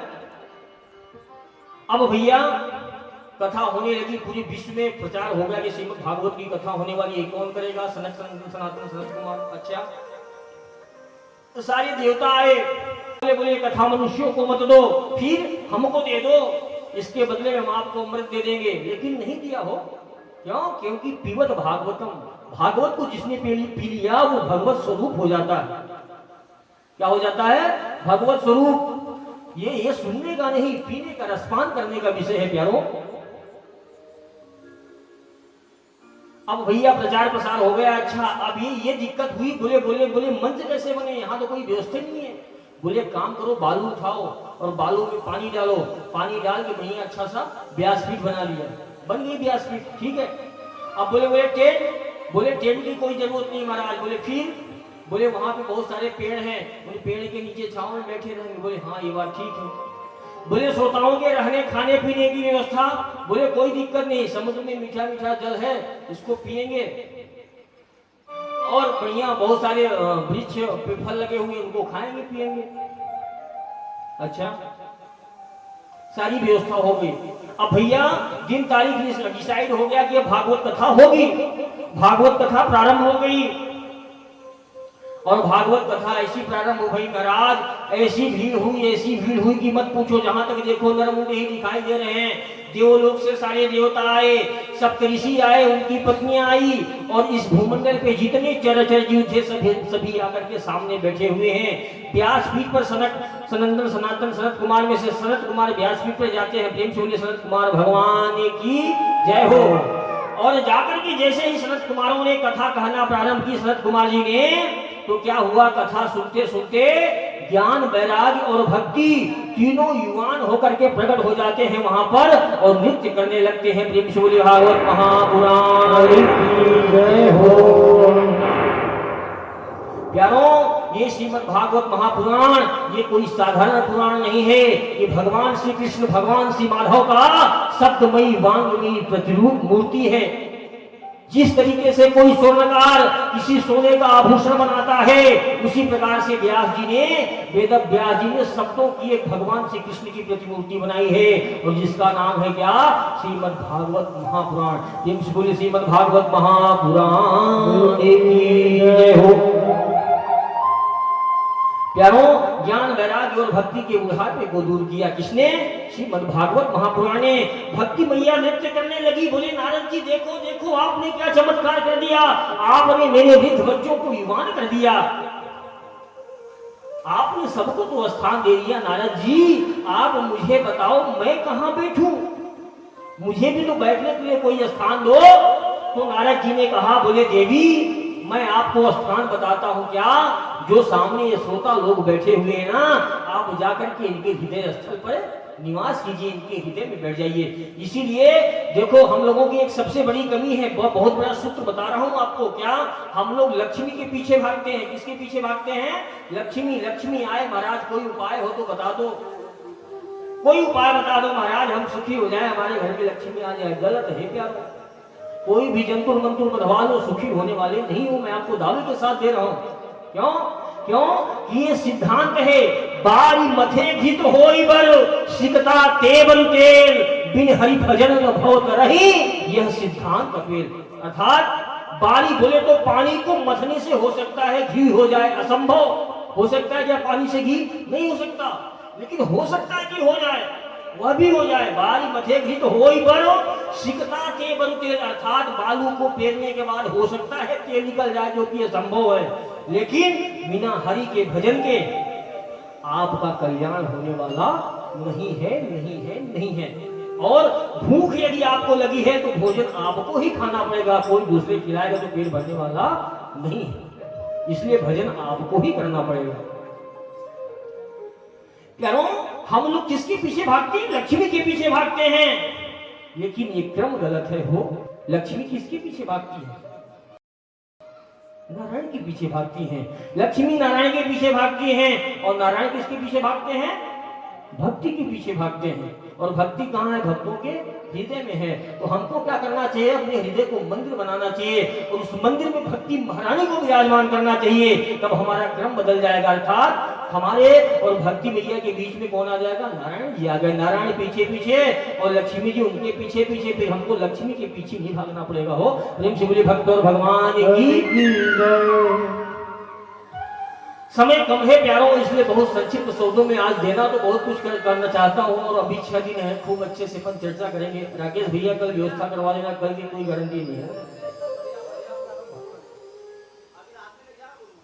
कल की कोई गारंटी नहीं है। प्यारों, इस तरह से भक्ति और वैराग्य का बुढ़ापा दूर होता है। फिर ऐसे आगे कथा आती है, पूछते हैं, बोले ये श्रीमद् भागवत महापुराण किसका किसका उद्धार कर सकती है, बोले सबका उद्धार कर सकती है। बोले इस संसार में सबसे बड़ा नीच अपराधी उसको बताया गया है, पापी उसको बताया गया है, जो मातृ पुत्र हंता हो, जिसने माँ बाप को मारा हो। इस संसार में सबसे बड़ा अपराधी कौन है? लोग समझते नहीं, आजकल संस्कार नहीं है बच्चों में। क्यों नहीं है? क्योंकि अभद्र पदार्थ खाते हैं, गलत चीजों को पे करते हैं, पराई बहन बेटियों को गलत दृष्टि से देखते हैं, तो संस्कार कहां से आएंगे आप बताओ? जैसा खाओ अन्न वैसा रहे मन। अरे हमारे शास्त्रों में लहसुन प्याज तक वर्जित बताया गया है। क्यों? इसमें तामसिक प्रवृत्तियां होती हैं। आप देखो तो सही, हम किस मार्ग के प्रतीक हैं। तो हाँ, श्रीमद् भागवत महापुराण ऐसे पापी का भी उद्धार करने में समर्थ है। कैसे? एक दृष्टांत के माध्यम से बताया। क्या प्यारों, सनत कुमार जी कथा सुनाते हैं। कौन सी? आत्मदेव की, गोकर्ण की और भूलभकारी की। कामना करना गलत नहीं है, हर इंसान की कामनाएं होती है कि मैं आया हूं, अरे सुत बीते लोक। कौन कौन? सुत बोले तो संतान, हमारे वहां भी लड़का बच्चा हो जाए महाराज, खूब बढ़िया चकाचक हमारा परिवार चले, सबकी कामना होती, करना भी चाहिए। 3 इच्छाएं हैं जिसमें कि हम सभी फंसे रहते, चौथी कोई इच्छा नहीं प्यारो, क्षमा करिएगा। सुत बीते लोक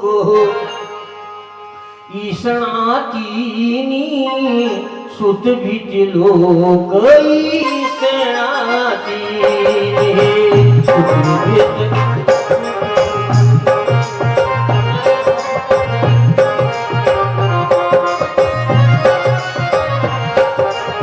भक्तों भगवान की जय। पहली इच्छा है भगवान हमारे वहां लड़का हो जाए। हाँ, इस बात की गारंटी नहीं कोई लड़का पैदा होकर के तुम्हारा भरण पोषण करेगा कि नहीं करेगा। पता चले वो बड़ा हुआ और आपको कमरे में फ्लैट में बंद किया और चला गया अमेरिका, है ना।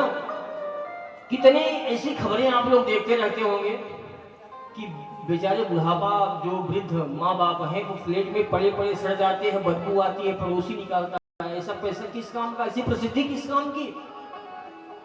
लेकिन जो भगवत आश्रित होता है, मैंने वृंदावन श्री धाम वृंदावनों को जो जाकर के वहां के वासी हो गए, वहां के जो संत परिकर होते हैं, भले कोई उनके आगे पीछे नहीं हो, वही उनके पुत्र बैठ जाते हैं, वही उनको सुंदर स्नान करवाते हैं, उनका तिलक लगा करके श्रृंगार करते हैं, उनको माला पहनाते हैं, ठाकुर जी की चरण प्रसादी पवाते हैं और उनको सुंदर सुंदर भोग बना के पवाते हैं। और जब उनका शरीर छूटता है प्यारों, तो ले जाकर के उनको मोक्ष भी दिलवाते हैं, अर्थात उनका अंतिम संस्कार भी करते हैं।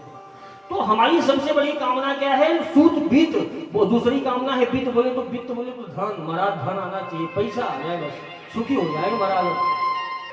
अब वो पैसा कमाने के लिए आदमी नाना प्रकार के पाप आचरण करता है, उसको ये उस समय समझ में नहीं आता कि मैं क्या कर रहा हूँ, कैसे कर रहा हूँ। लेकिन अनीति से कमाया गया धन, सावधान होकर सुनिएगा प्यारों, जहां तक मेरी आवाज जा रही है, यूट्यूब, सोशल मीडिया, फेसबुक के माध्यम से सुनने वाले मेरे तमाम श्रोता बंधु से निवेदन है कि अनीति से कमाया गया धन परिणाम में शोक, रोग, कष्ट, चिंता, भय और बाद में मृत्यु ही प्रदान करता है। 1 रुपए अगर आपने किसी का गलत से लिया है तो आपको अवश्य में भोक्तव्यम कृतम कर्म शुभाशुभम, आपको यही भरना पड़ेगा। हो सकता है डॉक्टर के वहां भरना पड़े, कोई भी कारण हो सकता है। इसलिए प्यारों, बेवजह आपका मन आपके दिल में डर पैदा कर देगा, कहीं ऐसा ना हो जाए, कहीं होने वाला कुछ नहीं है, लेकिन वो पाप डरा रहा है। शुद्ध वित्त अर्थात गलत तरीके से हमको धन नहीं कमाना है। शुद्ध वित्त लोक, पैसा हो गया, पुत्र हो गया, फिर हमारी मान, नेम फेम मनी, इंग्लिश में बताऊं तो नेम फेम मनी, नाम, पैसा और प्रसिद्धि, ये 3 कामना होती है इंसान की, है ना। हमको लोग जान जाए, हमारा नाम, कथा करवाने का भी उद्देश्य होता है लोगों का। क्यों? कई लोग तो अपने पितरों के मोक्ष के लिए करवाते हैं, है ना। कई लोग इसलिए करवाते हैं कि मेरा नाम हो जाए। वर्षों तक लोग, वो कौन है, राकेश भैया है, उन्होंने कथा करवाई थी वहां पे, वो दीदी है, वो दीदी है, समझना बात। अलग अलग कामना होती लोगों की, अच्छी बात है, लेकिन ये कामना शास्त्र सम्मत होना चाहिए। शास्त्र सम्मत होना चाहिए। ऐसा नहीं कोई भी कामना हमारी गलत हो, शास्त्र से विपरीत हो। तस्मा शास्त्रम प्रमाणन्ते कार्यो व्यवस्थिते। हम जो भी कार्य करें शास्त्र से संबंधित हो, शास्त्र से मर्यादित हो, गुरु आज्ञा से हो। गुरु मुखी होकर के चलने की जरूरत है, मनमुखी होकर के चलने की जरूरत नहीं है। फिर जयति जग उच्च रहे। आप जिस मार्ग से गुजर जाएंगे वहां चारों तरफ आपकी जय जयकार ही होगी। प्रेम से बोलिए भक्त गौर भगवान की जय हो। प्यारों, आगे गोकर्ण धुंधकारी और आत्मदेव जी की कथा आती है। एक आत्मदेव नाम के ब्राह्मण थे, उनके वहां संतान नहीं हुई। चौथे पन में वो चिंतित हो गए। उनकी पत्नी ने कहा, बोले हमारे वहां संतान नहीं हुई, हमारी धन संपत्ति वैभव का क्या होगा। ब्राह्मण देवता बड़े दुखी हुए और जंगल में जाते हैं। जंगल में जाने के बाद एक महर्षि से उनकी मुलाकात होती है और उन तपस्वी ने कहा, बोले बच्चा क्या कर रहे हो। बोले गुरु महाराज मैं प्राण देने जा रहा हूँ। क्यों? क्योंकि मेरे वहां संतान नहीं है। बोले पुत्र प्राण देने से क्या होगा। भगवान जिसको संतान का भाव देते हैं उसको बदले में स्वयं को दे देते हैं। ये जगत के बाप है, बाप क्या है, ये जगत के बाप है, लेकिन तुम्हारे प्रेम में तुम्हारे बेटे बने बैठे हैं। इनसे बड़ा दयालु कौन होगा बताओ। गलत बोल रहा हूं? भगवान अगर किसी चीज का भाव देते हैं तो उसके बदले में वो स्वयं को दे देते हैं। संत भगवान ने बताया, लेकिन उनको समझ में नहीं आई। बोले वत्स तुम्हारे 7 जन्मों में संतान का सुख नहीं मैं देख पा रहा हूं। अब तो पंडित जी ने दिमाग लगा दिया वहीं पे। क्या? बोले पहुंचे हुए महात्मा है, सिद्ध महापुरुष है, भगवत कोटि के महापुरुष है। क्यों? जब ये देख सकते हैं कि 7 जन्मों में हमको संतान का सुख नहीं है, त्रिकालज्ञ हैं, तो इसका मतलब है कि हमको ये संतान भी दे सकते हैं। अर्थात पहुंचे हुए महापुरुष हैं। और उन्होंने जिद करी। क्या करा? जिद करा। और जिद करने के बाद उनसे संतान मांग लिया हो। किसी भी संत के पास में, महंत के पास में जाओ तो उससे कुछ मत मांगो। क्यों? उसके दर्शन मात्र से आपका कर लेना होगा। ये मैं नहीं कहता, भगवान कहते हैं संत दर्शन, संतों के दर्शन मात्र से हमारे पापों का नाश हो जाता है। भगवान प्रसन्न हो जाते हैं। और हमारे भगवान तो मंगल भवन है। मंगल भवन मंगलहारी अद्रवम शुद्ध शरथी अजीरे बिहारी। मंगल भवनिया मंगलहारी द्रवम शुद्ध शरथी अजीरे बिहारी।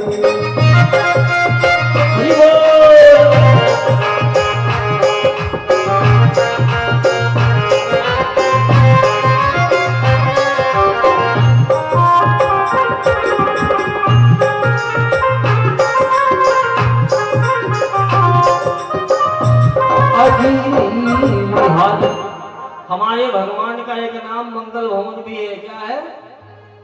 और जो मंगल भवन की शरण में है उसका कभी अमंगल नहीं हो सकता। निर्भय रहो, निश्चित रहो, लेकिन शरण में रहो। किसकी? भगवान की। और एक बात बताऊं मैं आप लोगों को, क्या होता है, हम लोग गुरु को इंसान समझ लेते हैं। क्या समझते हैं? गुरु को इंसान समझ लेते हैं। गलत है। क्यों? क्योंकि कृपा सिंधु नर रूप हरि। गुरु और भगवान में कोई अंतर नहीं है। और भगवान स्वयं कहते हैं क्या? मोते अधिक गुरु ही जी जानी। क्यों? इसलिए कहते हैं क्योंकि जानते हैं मम माया दुरंतया, मेरी माया बहुत कठिन है, ये बिना गुरु के इससे जीत नहीं पाएगा। फिर जब गुरु होगा तो हर कारण का निवारण होगा। गुरुदेव मेरे साथ में ऐसा क्यों हो रहा है? तब गुरु जी बताएंगे बेटा ये ऐसा इसलिए हो रहा है तेरे साथ। हाँ गुरु भगवान। नहीं तो इंसान जिस भगवान ने उसको बुद्धि दिया, विवेक दिया, उसी बुद्धि विवेक से वो भगवान को कोसना नहीं छोड़ता। करो वो भगवान को दोष देने लगता है। भगवान गलत है, गुरु दोष, गुरु में दोष देखने लगता है, संतों में दोष देखने लगता है। जिस भगवान ने हमको बुद्धि दी, चेतना दी, ये चेतना ये बुद्धि हम भगवान में दोष देखने में लगाते हैं। अब वो संत भगवान से जिद करके बैठा और क्या किया, उनसे एक बालक की जिद कर लिया आत्मदेव ब्राह्मण ने। और संतों से जबरदस्ती उनका दिल दुखा के कुछ लोग दे तो देंगे, लेकिन वो आपका कभी कल्याण करने वाली नहीं है। संतों की तपस्या के बदले में कभी अपनी कामना की पूर्ति नहीं करवाना चाहिए। हो संतों के दर्शन से ही पापों का नष्ट हो जाता है। बोले संत भगवान की जय हो। संत भगवान ने उसकी जिद को स्वीकार किया और एक फल दिया, और वो फल ले जाकर के कुछ विधि विधान बताए। बोले ले जाकर के अपनी पत्नी को खिला देना, आज के 9वें महीने बाद तेरी वहां संतान हो जाएगी, तेरी जिद पूरी कर देता हूँ। संत भगवान को प्रणाम किया और जाकर के कुछ नियम बताए, जो कि गर्भावस्था में जब माताएं गर्भ से हो तो कुछ नियम बताए गए हैं। आज समय कम है इसलिए उस पर चर्चा न करते हुए सीधा आगे बढ़ता हूँ। ले जाकर के धुंधकारी को दिया, धुंधली को दिया अपनी पत्नी को। उसने फल को नहीं खाया, उसने दूसरे को दे दिया। क्यों? क्योंकि कौन झंझट में पड़े। 9 महीने बच्चे को पालन पोषण, ये वो दुनियादारी, इससे बढ़िया हम तो सीधा सीधा मैके निकल लेते हैं। पहले वीडियो कॉलिंग वाला ऑप्शन नहीं था। सारी चीजें 9 महीना कब बीत गया, कब बच्चा हो गया पता नहीं चला, और बच्चा ले आकर सीधा जो उसने दिखा दिया किसको, आत्मदेव जी को। बोले देखो आपके वहां बच्चा हुआ भैया। आत्मदेव जी की वहां खूब बधाइयां बनने लगी। इधर जो फल दिया था उस फल को ले जाकर उसने क्या किया था, उनके वहां गौशाला में जो गाय बंधी हुई थी उस गाय को दे दिया। उस गाय ने जब उस दिव्य फल को खाया तो इधर पहले से ही बधाइयां बन रही थी। कहां?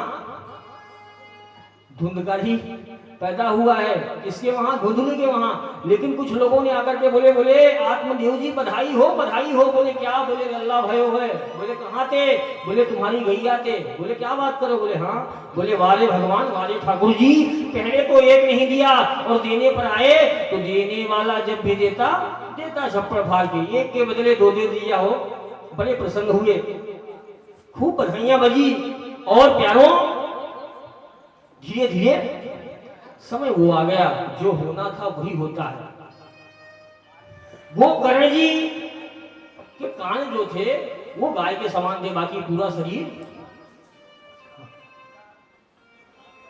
अब गोकर्ण जी समय के साथ साथ संत का तेज था उसमें, उस फल में, तो वो बचपन से पैदा होते ही उनकी धर्म कर्म में रुचि थी और जाकर के जंगल में रहने लगे प्यारों।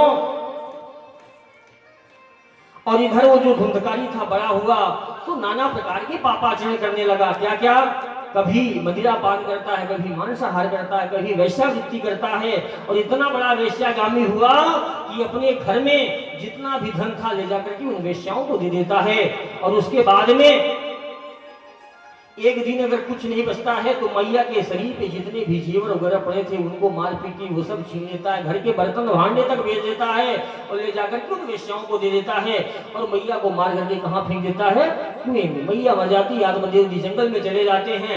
इधर उन वेश्याओं ने देखा कि ये इसके पास देने को कुछ नहीं है, अर्थात अब हम मुझ लोगों को जो भी धन देता है ये चोरी करके ले आता है। तो इस चोरी का पता यदि राजा को चल गया तो राजा इसको तो मृत्यु दंड देंगे ही सही, हम लोगों को भी मृत्यु दंड देंगे, तो क्यों ना हम इसको मार डालें। ऐसा सोच करके उन वेश्याओं ने धुंधकारी के हाथ पैर बांध दिए। हाथ पैर बांधने के बाद उसके मुंह में जलते हुए कोयले डाल दिए। कोयले डालने के बाद भी जब वो नहीं मरा तो उसको बहुत मारा हो, उसका गला दबा दिया, मुंह पे तकिया रख दिया और मार मार के मारी डाला उसको। तो ऐसे इस प्रकार से पाप का नष्ट हुआ। लेकिन यहां भी एक चीज सोचने वाली है। क्या प्यारों? ऐसा इंसान जो कोई आपके आस पड़ोस में हो, कोई मर जाए, कौन? जिसने जीवन में भजन नहीं किया हो, तो वो क्या बनेगा? भूत भूत भूत भोष्ट।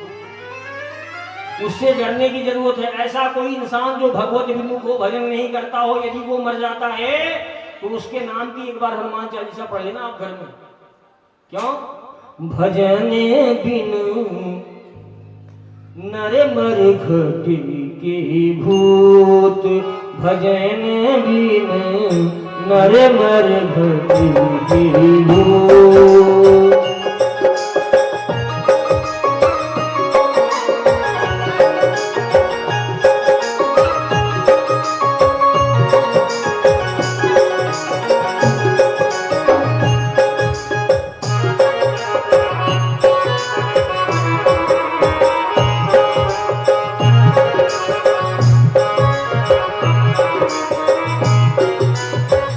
श्री श्यामचंद्र भगवान की ही जय हो।